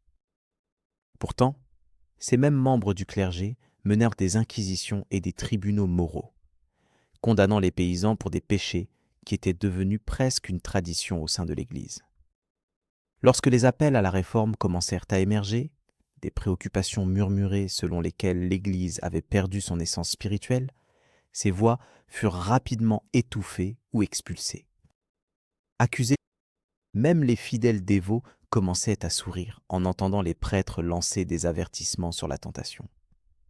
Ils avaient parfois vu trop de sermons se conclure dans la taverne locale. L'ironie était presque divine. Plus l'Église prêchait contre le péché, plus elle en dépendait. Sans la luxure, la cupidité et la culpabilité, une partie importante de l'économie de Rome et du Vatican lui-même disparaîtrait du jour au lendemain. Certains individus ont tenté de réformer le système de l'intérieur. Une poignée de frères sincères ont condamné la corruption, pour être ensuite renvoyés, réaffectés ou mystérieusement tombés malades. D'autres ont simplement reconnu que la sainteté de Rome était au mieux un concept théorique. Comme l'a écrit un prêtre épuisé dans son journal, « Nous n'habitons pas la cité de Dieu, mais la cité que Dieu choisit d'ignorer. » Et ainsi, sous 1000 bougies et saints pains, l'Église persistait dans son acte divin, par prière, par indulgence, entièrement humaine. À la fin de la Renaissance, Rome avait perfectionné l'art de faire semblant d'être sainte. Chaque coin de rue affichait un sanctuaire, chaque foyer avait son confesseur, et chaque transgresseur présentait une justification soigneusement polie. La justice n'était plus une vertu intérieure, mais simplement une façade. La ville la portait fièrement, tissée de soie, ornée de perles et imprégnée d'assez d'encens pour dissimuler l'odeur de la prétention. Les hommes entraient dans les églises avec confiance, tenant un livre de prière dans une main et des lettres d'amour dans l'autre. Les femmes faisaient le signe de la croix pendant la messe, tout en échangeant discrètement des regards avec leurs amants, 2 rangées plus loin. Les artistes, ceux qui avaient du discernement, reconnaissaient la véritable nature de la représentation. La vertu n'était pas une exigence. Il suffisait de paraître vertueux. Une seule larme pendant la confession, un don charitable aux nécessiteux, ou un regard pieux lorsque le péché était discuté, tout contribuait à façonner une image. Dans la ville, la réputation fonctionnait comme la monnaie la plus précieuse, protégée avec une férocité plus grande que celle de son propre âme. Commettre des péchés en secret était accepté comme faisant partie de la condition humaine. Mais si vous étiez découvert, le jugement était rapide et sévère. La moralité elle-même est devenue une tendance, avec des reliques religieuses échangées comme des bijoux précieux. Les pèlerinages se sont transformés en rassemblements sociaux, et les actes de charité sont devenus la version de la renaissance des relations publiques, conçus pour améliorer la réputation plutôt que simplement faire le bien. Lorsque des aristocrates finançaient de nouvelles églises, leur motivation n'était pas motivée par le désir de salut. Il s'agissait plutôt d'élever leur statut social. Une fresque représentant le jugement dernier pouvait améliorer la réputation d'une personne plus rapidement que d'innombrables prières. Le Vatican considérait cela comme de la foi, tandis que Rome le voyait comme un mouvement calculé. Pourtant, au milieu de toute cette tromperie, il y avait une certaine qualité poétique. Bien que la ville soit rongée par la corruption, elle restait vibrante. La passion, en fin de compte, la Rome de la Renaissance n'était pas simplement mauvaise, elle était le reflet de l'humanité. Elle montrait, au contraire, les écuries servaient de berceau, et le rythme des sabots était votre berceuse. À l'époque romaine, les cochers ne venaient pas de familles nobles, ils s'élevèrent des chaînes. La plupart des individus étaient soit esclaves, prisonniers de guerre, ou affranchis pauvres portant plus de cicatrices que de pièces de monnaie. Pourtant, cela n'avait aucune importance, car dans l'arène, même un esclave pouvait atteindre le statut divin s'il endurait assez longtemps pour atteindre la fin. Dès que vous pouviez marcher, on vous enseignait à courir aux côtés des chevaux.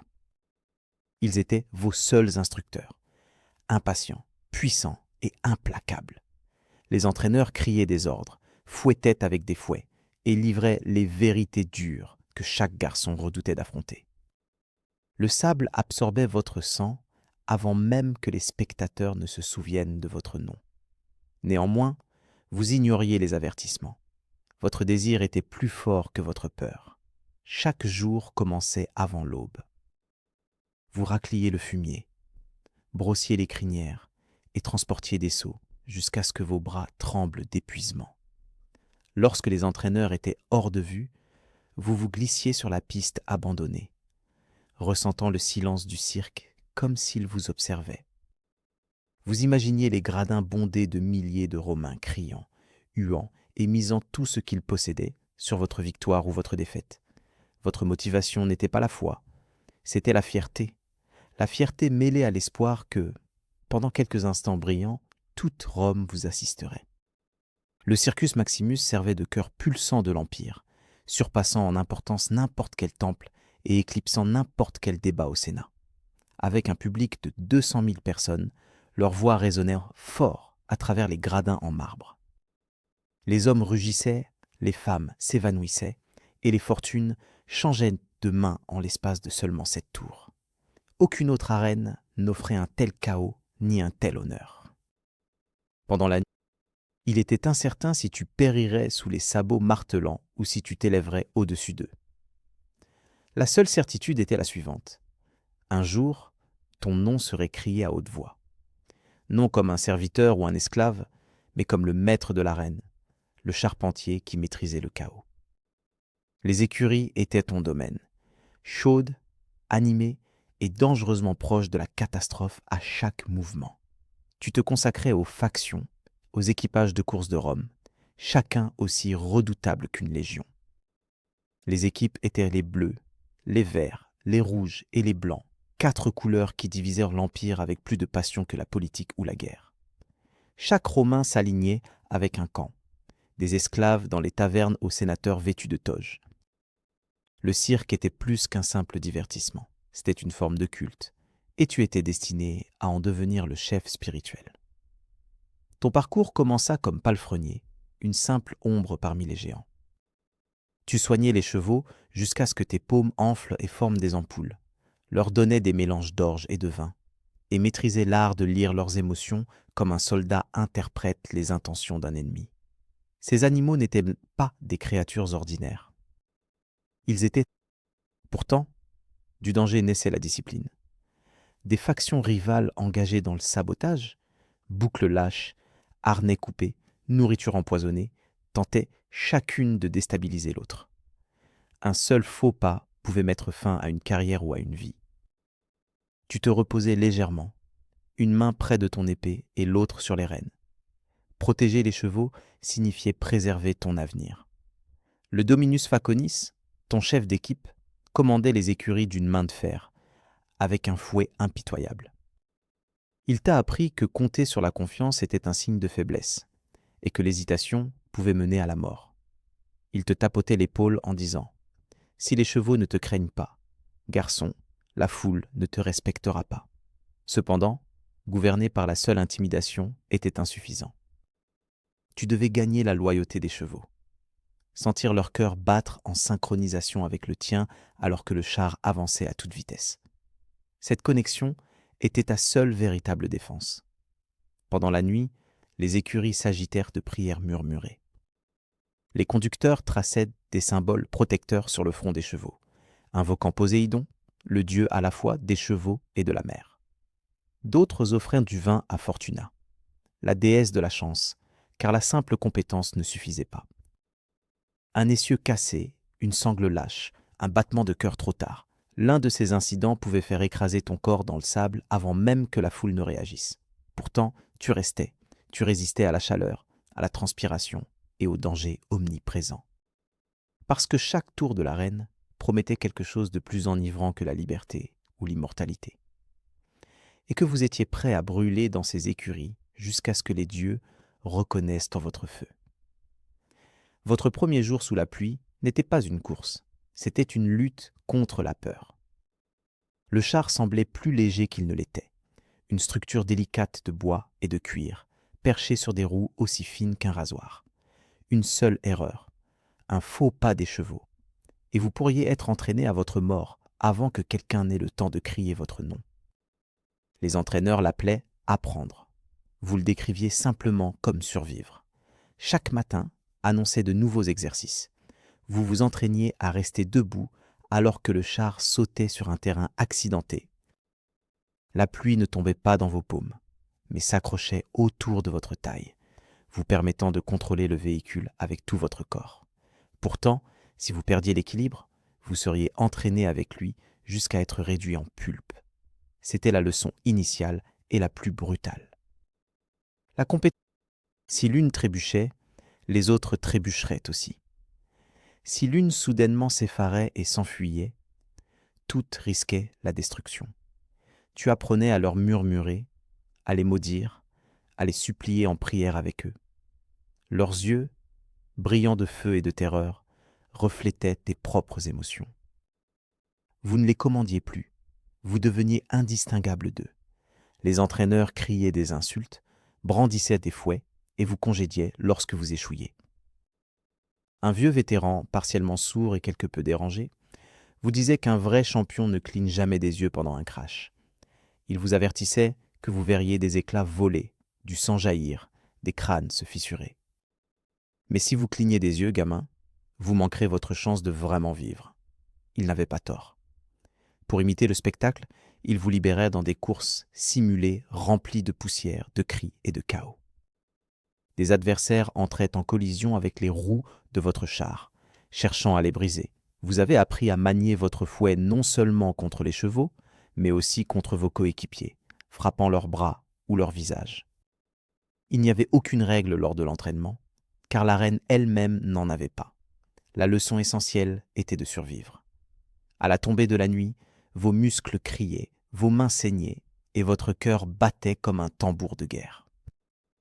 Pourtant, la douleur s'est peu à peu estompée, remplacée par une sensation plus froide. Un calme inhabituel s'est installé en vous. Vous avez compris que la peur ne servait à rien. Les grains de sable ne prenaient pas garde à qui survivait ou périssait. Ils se souvenaient seulement de ceux qui laissèrent leur empreinte. Ce soir-là, vous vous êtes endormi entouré par les chevaux, vos doigts toujours agrippés à une pluie imaginaire. Vos rêves étaient remplis de tonnerre, de sabots martelants, de roues tournantes et d'une foule criant un nom que vous juriez bientôt être le vôtre. Lorsque vous avez franchi pour la première fois le seuil du cirque, Maximus, vous avez retenu votre souffle et tremblé. Le bruit seul suffisait à tuer une personne. 200 000 Romains rugissaient comme un vaste océan, leurs acclamations déferlant sur les sièges en pierre en vagues incessantes. Les trompettes retentissaient bruyamment, les bannières flottaient, et l'air était chargé du parfum de la sueur, de la poussière et de la viande rôtie. Ce n'était pas seulement une course, c'était une démonstration de foi en mouvement. Les divinités de Rome observaient d'en haut, ainsi que chaque joueur, voleur, sénateur et esclave à portée de l'Empire. Tu t'étais placé à la ligne de départ. Les arènes de chars, où 8 véhicules attendaient, comme des arcs tendus, attendaient le signal. Les chevaux étaient indisciplinés, leurs narines dilatées et leurs sabots s'enfonçant dans la terre avec une énergie féroce. tu murmuras doucement leurs noms, comme dans une prière. Aquila, Néro, Pallas et Flamme, tes noms choisis, tout en serrant fermement les rênes autour de ta taille. De l'autre côté, votre tâche était simplement de défier leurs attentes. Ajout. L'officiel abandonna son manteau. Un bref instant de silence suivit, puis le chaos éclata. Les portes s'ouvrirent violemment et 8 chars se précipitèrent en avant comme des êtres divins libérés. La poussière s'éleva dans l'air, les roues crièrent, et vous vous penchâtes dans la courbe. Toute votre existence dépendait de 2 disques en bois tournants. Le premier tour est devenu un champ de bataille. Les concurrents fouettaient leurs adversaires. Les chevaux braillaient avec ferveur, et les spectateurs criaient pour la victoire. Vous avez ressenti l'impact brutal lorsqu'un adversaire a percuté votre roue, tentant de la briser. Vous avez compté vos respirations, manœuvrant habilement votre équipe pour la rapprocher autour de l'obstacle tournant. Le principal obstacle orné de statues de Neptune et de dauphins. Vous l'avez dépassé de si près que l'éclaboussure de la fontaine a mouillé votre peau. Un tour terminé, il en reste 5. Les cris de la foule se mêlaient en un rythme régulier, chaque acclamation résonnant comme un tambour dans votre poitrine. Vous sentiez leur regard fixé sur vous. Des milliers d'inconnus dont l'affection ou le dédain dépendaient d'un seul tournant. Pendant un bref instant, vous avez compris pourquoi les hommes risquaient tout pour ce chaos. La mort ne vous faisait plus peur, elle vous excitait. Lorsque vous avez enfin franchi la ligne d'arrivée, vous n'étiez pas sûr d'avoir gagné ou simplement survécu. Les grains de sable adhéraient à votre visage comme des restes de cendres, et vos mains tremblaient d'effort. Pourtant, au milieu du chaos, une chose restait indubitable. Les spectateurs chantaient, peut-être pas à voix haute, pas immédiatement. Mais vous pouviez l'entendre, votre nom, et ce n'était que le début. La victoire dans l'arène était exaltante, plus assourdissante que le tonnerre, plus délicieuse que le bon vin. Lorsque vous sortiez vainqueur, les applaudissements de la foule vous enveloppaient complètement. Les femmes, pour un esclave ou un affranchi, aucune célébration à Rome ne pouvait égaler un tel triomphe. En une seule après-midi, vous pouviez gagner l'équivalent de ce qu'un soldat accumule en une décennie. Et avec le succès venait tout le reste. La renommée, la richesse, le désir, des bienfaiteurs désireux de vous soutenir, des politiciens rivalisant pour votre faveur, et des poètes commémorant votre nom sur des tablettes de cire. La ville fourmillait d'histoires sur votre talent, votre chance et votre prétendu charisme. Même des femmes aristocratiques, fatiguées de leurs maris en marbre et de dîners préorganisés, envoyaient discrètement des messages secrets. Pour Rome, vous transcendiez la simple masculinité. Vous deveniez une légende vivante, battant au rythme de votre cœur. Cependant, à mesure que vous montiez plus haut, les couteaux devenaient plus vicieux. La jalousie était la 2e langue parlée dans le cirque. Les rivaux complotaient pour vous nuire, et les supporters semaient le chaos si leur couleur favorite était vaincue. Le même public qui applaudissait pour vous aujourd'hui maudirait votre nom demain. Vous avez appris à porter un sourire prudent et à dormir l'œil cul ouvert. La célébrité avait une odeur distincte, tout comme la trahison. Vos victoires vous accordèrent la liberté vis-à-vis de votre maître, mais ne vous protégèrent pas du danger.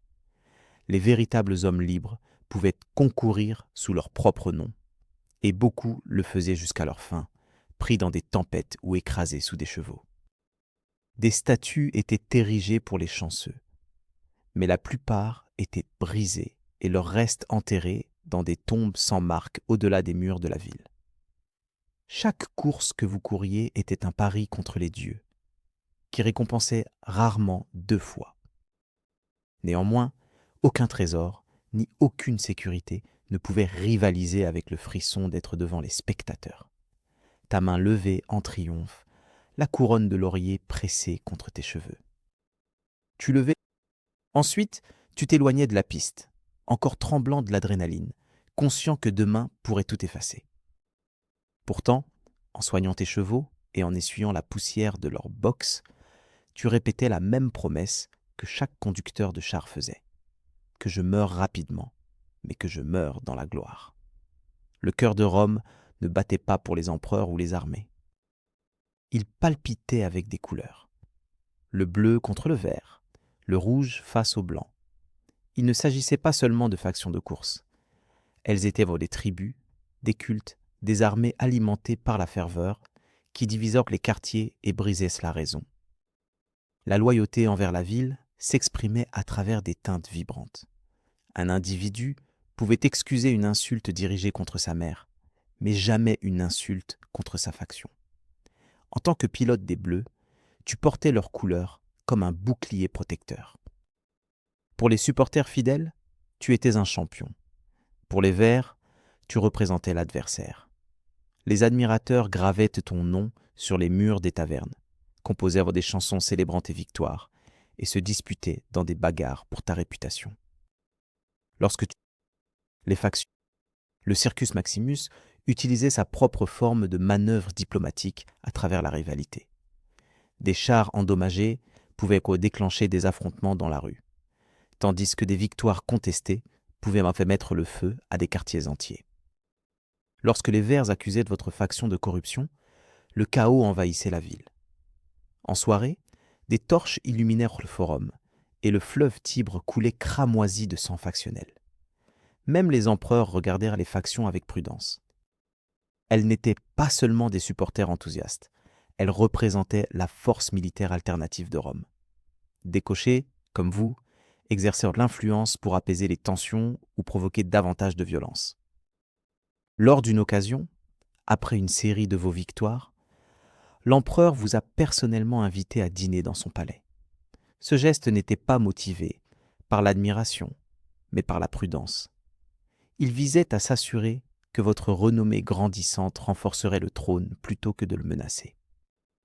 Vous avez répondu par un sourire, une révérence et un toast à Rome, tout en feignant l'ignorance alors que ses gardes augmentèrent subtilement leur prise sur leurs armes. Au milieu des diverses rivalités, un visage restait particulièrement inquiétant pour vous, celui de votre adversaire vêtu de vert, un charpentier nommé Félix. Connu pour sa vitesse, sa cruauté et son courage, il était surnommé le serpent par les spectateurs. Les couleurs vives, les applaudissements, la célébrité éphémère, tout cela était enraciné dans le sang et la tromperie. Rome ne chérissait pas ses héros. Au contraire, elle les consumait. Tant que le public désirait le danger, le cirque le lui fournirait. Un accident, un artiste tombé, une touche de couleur à la fois.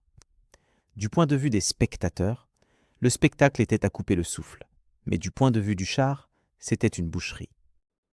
La mort arriva rapidement, bruyamment et sans pitié.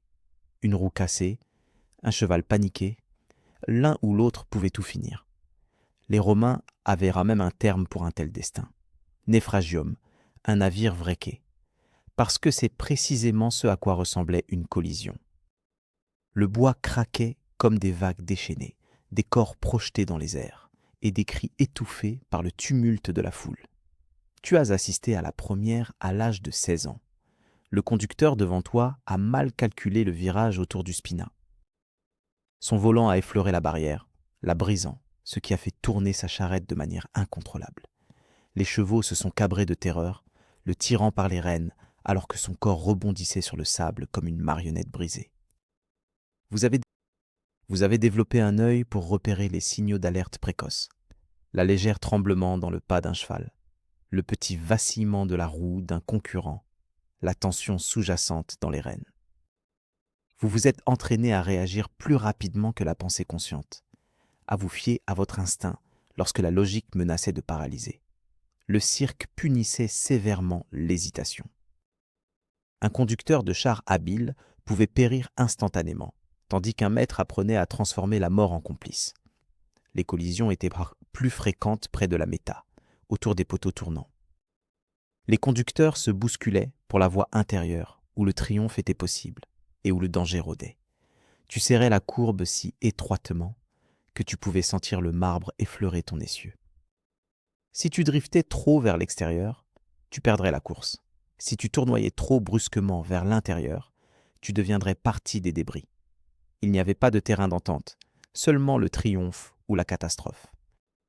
Parfois, lorsqu'une collision se produisait derrière toi, les cris s'éteignaient sous le tonnerre des sabots galopants. Tu n'osais jamais regarder en arrière. Pour tenir, tu devais être impitoyable. L'empathie appartenait aux poètes et aux prêtres, pas à ceux qui défiaient les dieux. Tu te persuadais que chaque crash était une offrande à Poséidon, le dieu des chevaux, et tu espérais en silence que ce ne serait jamais ton tour. Pourtant, chaque concurrent comprenait la réalité. La fortune était un fil fragile qui se déchirait constamment. Tôt ou tard, cela céderait. Et lorsque ce moment arriverait, le spectacle continuerait sans relâche. Les spectateurs continuaient à applaudir bruyamment, et Rome avançait. Sa soif de sang était aussi infinie que son désir de vitesse. Chaque fois que la mort guettait juste au coin de la rue, la chance siégeait de l'autre côté. Pour ceux qui avaient la chance de durer un peu, la course de chars offrait le chemin le plus rapide de l'esclavage à d'immenses richesses. Rome célébrait ses vainqueurs avec la même ferveur qu'elle utilisait autrefois pour crucifier ses défunts. Considérée initialement comme une propriété, chaque victoire élevait une personne à un rang plus rare. Un homme qui contrôlait son propre destin. Vos gains augmentaient plus rapidement que la foule ne pouvait chanter votre nom. Des piles d'argent, des couronnes de laurier, des vêtements élégants et des coupes en or, des trésors autrefois réservés aux commandants militaires, devenaient les vôtres. Vous avez d'abord assuré votre liberté, puis acheté une maison, et finalement possédé vos propres chevaux. Les hommes qui autrefois vous crachaient aux pieds s'inclinaient désormais avec respect lorsque vous entriez dans la taverne. Les sénateurs vous reconnaissaient dans l'assemblée, feignant d'ignorer votre marque d'esclave. Vous répondiez par un sourire, consciente qu'ils se souvenaient trop bien. Des femmes vous suivaient, certaines poussées par l'amour, la plupart par l'attrait de la légende. Courtisanes, veuves nobles et même prêtresses trouvaient des excuses pour se joindre à vous dans la prière. Votre réputation transformait tout ce que vous touchiez en excès. Les festins s'étiraient jusqu'à l'aube, votre nom résonnant dans des acclamations enivrées. Vous dépensiez votre richesse aussi facilement que des grains de sable glissant entre vos doigts, sachant que les dieux vous avaient accordé la rapidité, mais pas la vie éternelle. Pourtant, à mesure que vous montiez plus haut, l'air devenait de plus en plus isolant. Les alliés se sont transformés en flatteurs et vos admirateurs en voleurs. Vous avez découvert que Rome ne se souciait pas vraiment de vous. Elle chérissait la légende que vous étiez. L'homme qui défia la mortalité, qui domptait les tempêtes, qui pouvait faire oublier à la ville sa faim lors d'un seul après-midi brillant. Pourtant, vous ne pouviez cesser votre poursuite. La chance était une fièvre dont vous ne pouviez vous libérer. Le cirque, le titre, lors des bancs. Tu comprenais qu'au final, que ce soit par l'âge, un malheur ou la jalousie, le spectacle reprendrait tout ce qu'il avait autrefois offert. La chance était généreuse, mais elle exigeait toujours sa part. Peu importe la rapidité de son char, chaque conducteur finissait par être dépassé par le temps. Tes mains autrefois robustes, capables de maîtriser une équipe de chevaux, commencèrent à trembler lorsque tu saisis les rênes. Les applaudissements qui autrefois élevèrent ton esprit semblaient maintenant lointains, comme étouffés par l'écho des souvenirs. Tu te persuadais que tu t'éloignerais après une dernière course. Cependant, le charme du circuit continuait de murmurer. Juste une de plus. Les jeunes concurrents étaient devenus plus rapides maintenant. Des jeunes audacieux qui couraient avec la même imprudence que tu possédais autrefois, sans se soucier de leur sécurité. Ils te considéraient comme un vétéran, un titre gagné avec un mélange de respect et de pitié. En observant leur entraînement, tu voyais dans leurs yeux un reflet de ton passé, affamé, intrépide, mais finalement condamné. La piste restait inchangée, mais tu avais changé. Les mêmes sables qui semblaient autrefois promettre une gloire éternelle menaçaient maintenant de te consumer. Néanmoins, le désir persistait chaque matin. Le bruit des pneus qui dérapent, le rugissement des sabots et l'attrait irrésistible du risque ne pouvaient être ignorés. Avec cela en tête, tu as attaché une dernière fois les rênes autour de ta taille et tu es sorti à la lumière du jour. Le public, pendant un instant fugace, tu te sentis de nouveau âgé de 20 ans. La brise déchirait ta tunique, tandis que des grains de sable piquaient ta peau. Ton cœur battait en synchronisation avec le tonnerre des sabots. Tu t'accrochas au sel avec plus de fougue que de raison, la fierté obscurcissant ton jugement. Derrière toi, le passé persistait. La roue d'un concurrent effleura ton essieu, provoquant une secousse soudaine et un frisson intense, un faible murmure du destin. Puis, un instant de calme s'installa. Le temps sembla s'étirer et faire une pause. L'éclat de la lumière du soleil se reflétant sur des statues en marbre, le doux sifflement de l'expiration du public. La fraction de seconde précédant la collision. Tu n'as pas prié. Au contraire, tu as simplement souri. Tu as toujours compris que le cirque te mènerait sur ce chemin. Lorsque l'accident s'est produit, la foule a éclaté en acclamations. Non pas par tristesse, mais par émerveillement. Ils affirmaient que les chevaux avaient effectué 3 tours supplémentaires avant de s'arrêter, le sol sous eux devenant d'un rouge profond. Ils ont tremblé. Et quelque part, au-delà du rugissement du cirque, tu continues à courir, poursuivant éternellement le tonnerre. Bien avant que les pyramides n'atteignent le ciel, ou que les temples ne résonnent d'hymnes à Ra, la véritable ligne de vie de l'Égypte était déjà en mouvement, le Nil. Ce n'était pas simplement une rivière, c'était un créateur de monde, façonnant la vie à partir de terres stériles. Chaque année, comme une horloge précise, il surgissait du cœur de l'Afrique, gonflé par les pluies de régions lointaines et dispersant ses richesses dans les vallées arides d'Égypte. Lorsque les eaux de crue arrivaient, elles transportaient avec elles un limon fertile, sombre et presque miraculeux. Sans ce dépôt, l'Égypte n'aurait été qu'un pays de poussière et de brise. Pour les Égyptiens, l'inondation n'était pas simplement un phénomène naturel, c'était un rythme divin. Ils ne se contentaient pas d'observer le fleuve, ils écoutaient son flot. La montée des eaux signifiait le renouveau, tandis que leur recul marquait le début de la récolte. Chaque individu, du humble paysan au plus grand des souverains, dépendait du rythme de ce cycle. Toute l'année était centrée autour de lui, divisée en 3 saisons sacrées. Aket, la période d'inondation, Per, la saison de croissance, et Shemu, le temps de la récolte. Le Nil servait de mesure du temps lui-même, un chronomètre vivant qui dictait le rythme de l'éternité. Pourtant, le comportement du fleuve était souvent imprévisible. Certaines années, il déchaînait des crues excessives, submergeant champs et villages, tandis que d'autres années, il ne inondait pas, entraînant famine. En réponse, les Égyptiens firent ce que l'humanité a toujours fait face aux caprices de la nature. Ils l'adaptèrent à leurs besoins. Ils évaluèrent ses profondeurs à l'aide de nomomètres gravés dans des pierres de temple, documentèrent ses schémas changeants et développèrent une compréhension scientifique de son débit. Au fil des générations, ils transformèrent un fleuve autrefois sauvage en un outil précis. Lorsque les eaux d'inondation commencèrent à se retirer, les habitants réagirent rapidement en creusant des canaux et en construisant des réservoirs pour capter l'eau restante. Chaque foyer participait à cette tradition annuelle, transformant la boue et l'eau en ordre. Ce qui servait initialement à la simple survie évolua peu à peu en expertise. L'existence de l'Égypte n'était pas simplement aux côtés du Nil. Elle était façonnée par lui. Dans l'éclat de ses courants, la civilisation voyait son propre reflet.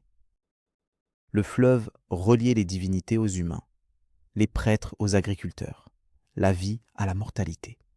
Ses rives devinrent la scène où l'humanité découvrit que maîtriser la nature ne consistait pas à la dominer, mais à trouver un équilibre. Le Nil n'appartenait pas seulement à l'Égypte. L'Égypte faisait partie du Nil, et pendant des millénaires, il continua d'influencer son destin. Lorsque les eaux du Nil montaient, l'Égypte retenait son souffle. L'inondation était à la fois un miracle et une menace, un don qui pouvait rapidement devenir une catastrophe. Pendant des générations, assurer la survie dépendait de la compréhension des fluctuations du fleuve. En conséquence, les Égyptiens devinrent des experts en mathématiques, en astronomie et en ingénierie bien avant que ces disciplines ne soient officiellement nommées. Ils évaluaient leur environnement non pas par les étoiles ou le pouvoir politique, mais par le niveau de l'eau. Les prêtres d'Hélopolie observaient attentivement les cieux, notant l'émergence annuelle de l'étoile Sirius, connue sous le nom de Sopdet, qui annonçait l'approche de l'inondation. Son appareil maîtrisé à l'aide des ingénieurs. Lorsque les eaux de crue se retiraient, elles laissaient derrière elles des niveaux d'humidité idéaux pour cultiver l'orge, le lin et le blé. Ce processus n'était pas chaotique, c'était une forme de géométrie. Les champs étaient méticuleusement mesurés, chaque section étant cartographiée et taxée en fonction de sa fertilité. Après chaque inondation, des arpenteurs connus sous le nom de tapeurs parcouraient la terre pour redéfinir les frontières qui avaient été modifiées par le courant. Leurs cordes servaient à bien plus que de simples outils de mesure. Elles marquaient les origines mêmes des mathématiques. Pourtant, la nature adhérait rarement strictement aux attentes humaines. Lorsque les eaux du fleuve ne gonflaient pas, la sécheresse consumait tout sur son passage. Inversement, lorsqu'il débordait excessivement, des villages entiers étaient emportés par les eaux de crue. Pour contrôler cette force imprévisible, les Égyptiens construisaient des digues et des levées, construisant parfois de petits barrages en pierre et en argile. De telles prouesses d'ingénierie nécessitaient plus que de la force. Elles dépendaient d'un effort collectif. Une société capable de mobiliser des dizaines de milliers de travailleurs sous une seule directive. Le Nil était bien plus qu'un simple fournisseur de subsistance. Il servait de terrain d'expérimentation pour la coordination, l'effort et l'ingéniosité. Il exigeait une vigilance constante et récompensait une discipline stricte. Au fil des générations, l'Égypte a maîtrisé l'art de travailler en harmonie avec l'eau. À mesure que le Nil répondait à leurs efforts, il leur enseignait une leçon durable, que la civilisation ne se construit pas par la domination, mais par la synchronisation, en comprenant et en s'adaptant aux crues plutôt qu'en leur résistant. Pour les anciens Égyptiens, la notion même du temps trouvait son origine dans le flux du Nil. Le rythme du fleuve influençait leur calendrier, leurs cérémonies religieuses et même leurs sentiments collectifs.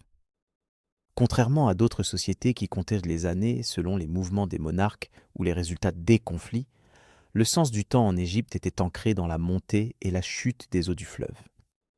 Chaque année symbolisait un cycle de mort, de renouveau et de récolte, se déroulant non pas dans de grands temples ou des cours royales, mais dans le flux naturel du fleuve. Les Égyptiens divisèrent leur année en 3 saisons principales, commençant par l'inondation, lorsque les crues inondèrent la terre. La période de croissance, appelée paire, marquait le moment où la végétation apparaissait dans la boue sombre et fertile. Chému signifiait la période de la récolte lorsque la terre rendait la richesse promise par le Nil. Chacune de ces saisons s'étendait sur 4 mois. Chaque mois comprenait 30 jours, complétés par quelques jours de festival ajoutés pour honorer les dieux et maintenir l'équilibre cosmique. Le cycle était régulé par un calendrier mathématique précis, mais sa signification portait une essence spirituelle.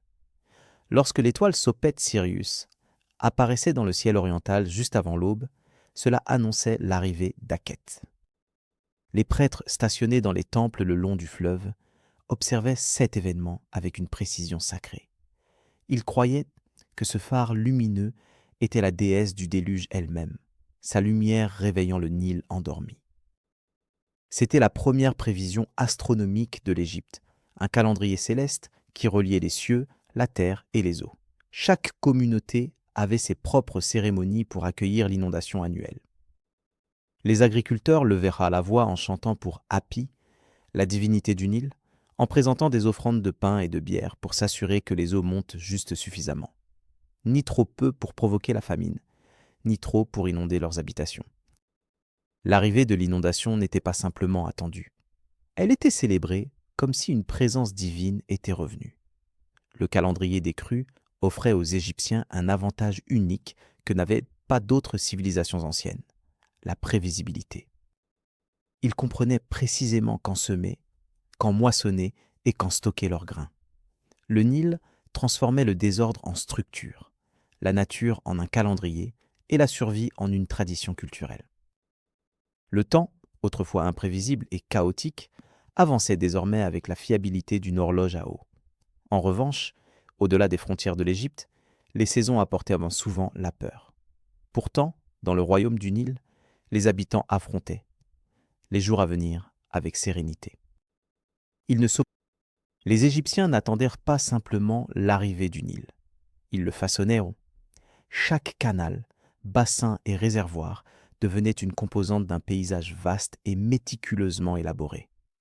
Les premiers souverains comprenaient que le contrôle de l'eau équivalait à la domination du royaume.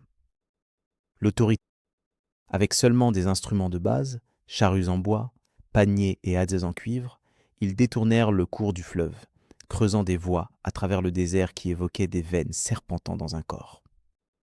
Ces voies, à chaque nouvelle entreprise, l'Égypte passa de la dépendance au flux imprévisible du Nil à la maîtrise de sa propre gestion de l'eau. Au temps de l'Ancien Empire, les systèmes d'irrigation devinrent un projet centralisé du gouvernement. Des milliers de travailleurs opéraient sous la supervision d'ingénieurs et de scribes, chaque bassin étant mesuré et documenté avec précision.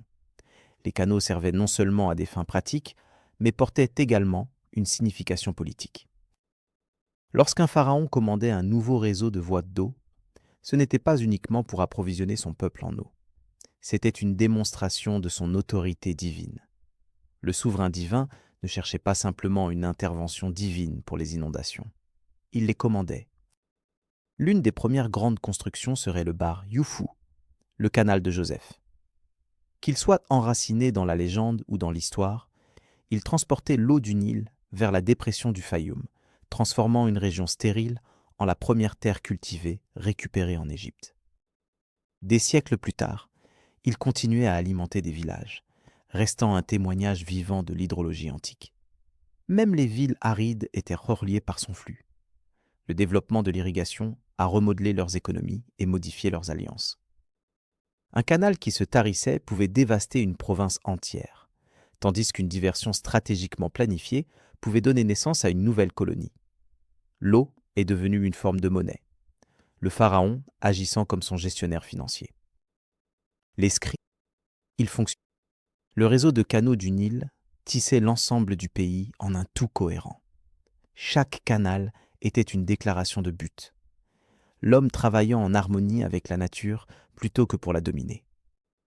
La grandeur de l'Égypte ne provenait pas de la guerre ou de la richesse, elle émergea silencieusement grâce à des systèmes d'irrigation où l'effort humain et l'ingénierie transformèrent la simple survie en une civilisation florissante.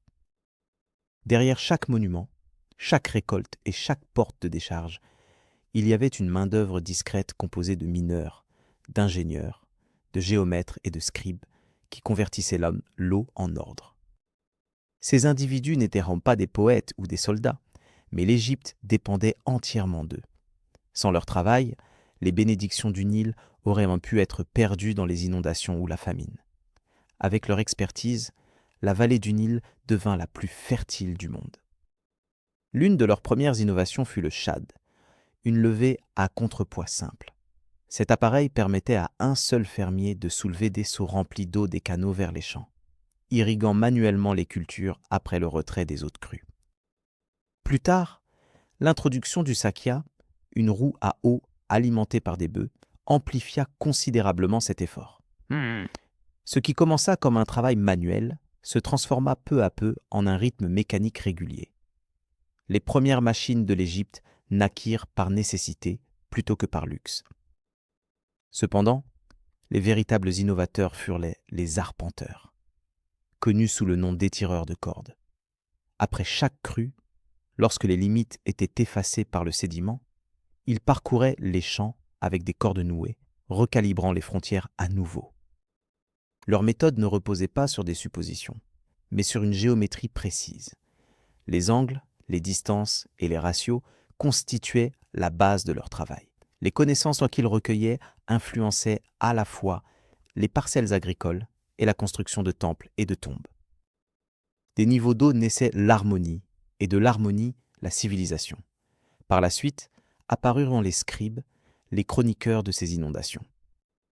Ils surveillaient les niveaux d'eau à l'aide de nilomètres.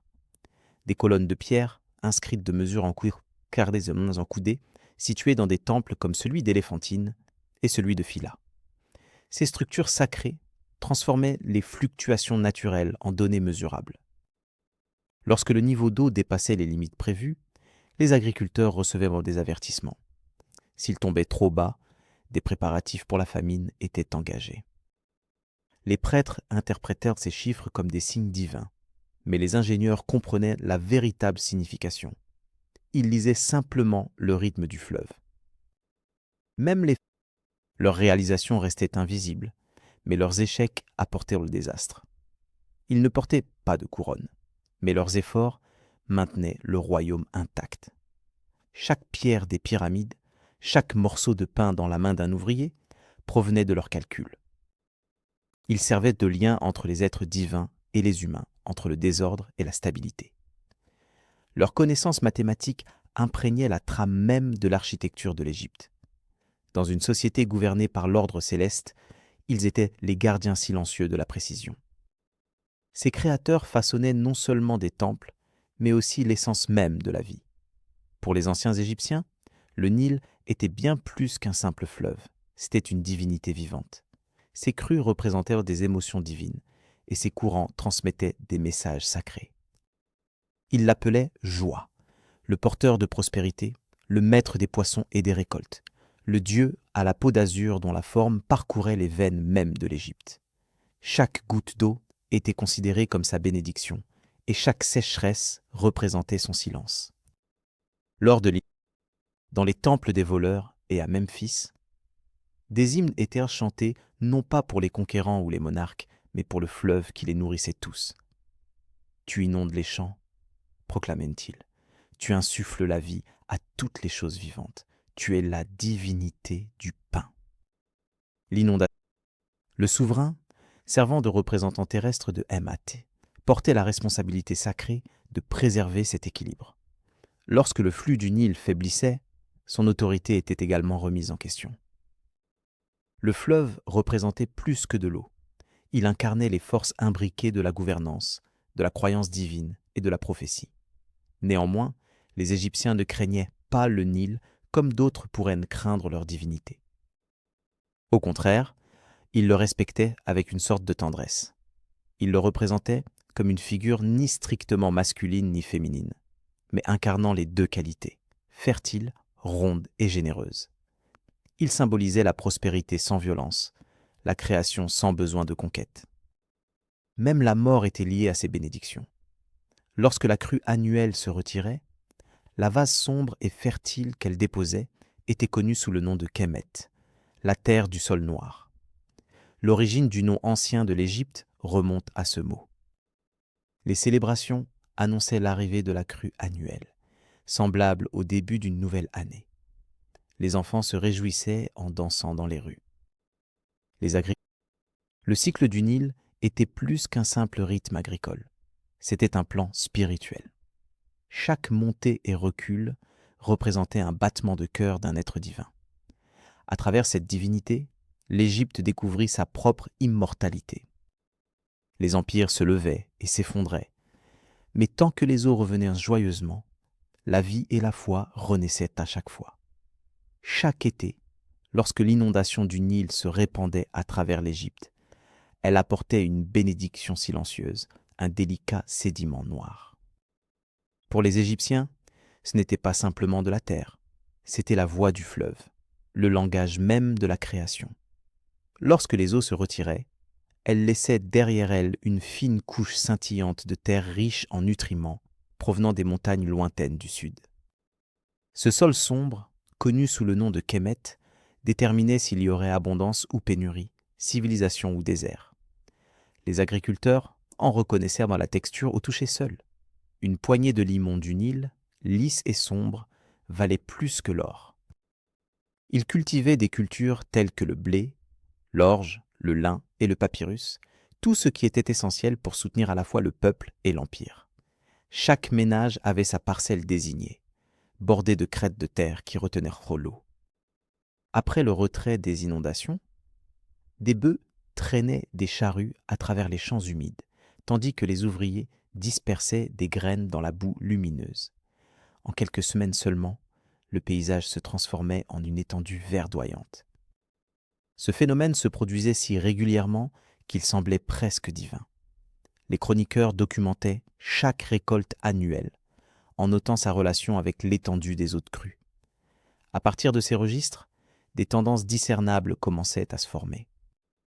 Des inondations rares entraînaient des récoltes maigres et une hausse des prix des céréales, tandis que des inondations abondantes produisaient des rendements abondants et une stabilité économique. Sur de nombreuses générations, cette surveillance attentive évolua en une forme de compréhension scientifique. Les agriculteurs égyptiens ne se contentaient pas de semer leurs champs. Ils prédisaient également les conditions futures.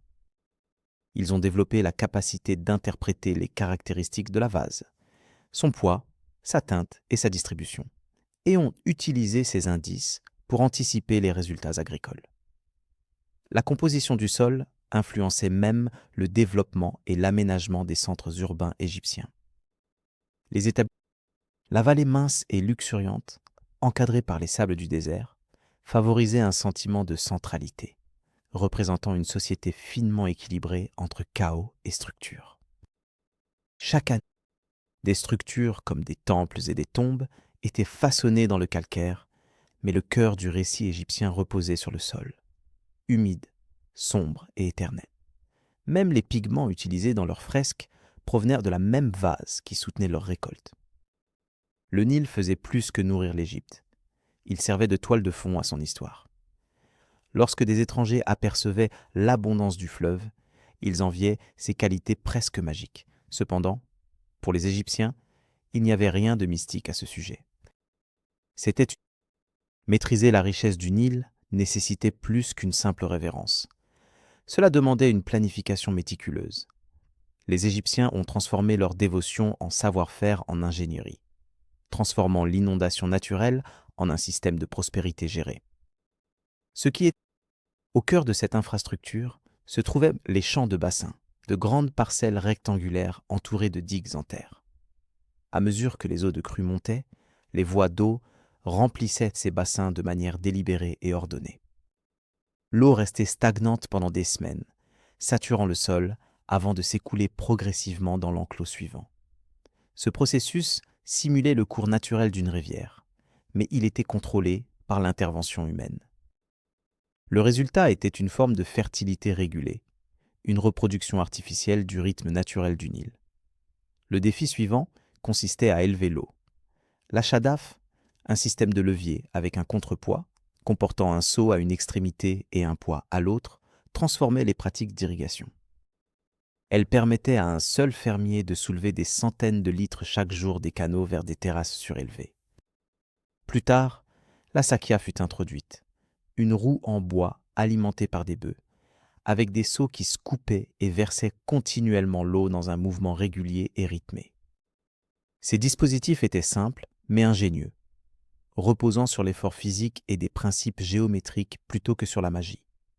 Chaque saison d'inondation exigeait une coordination à grande échelle à travers tout le pays.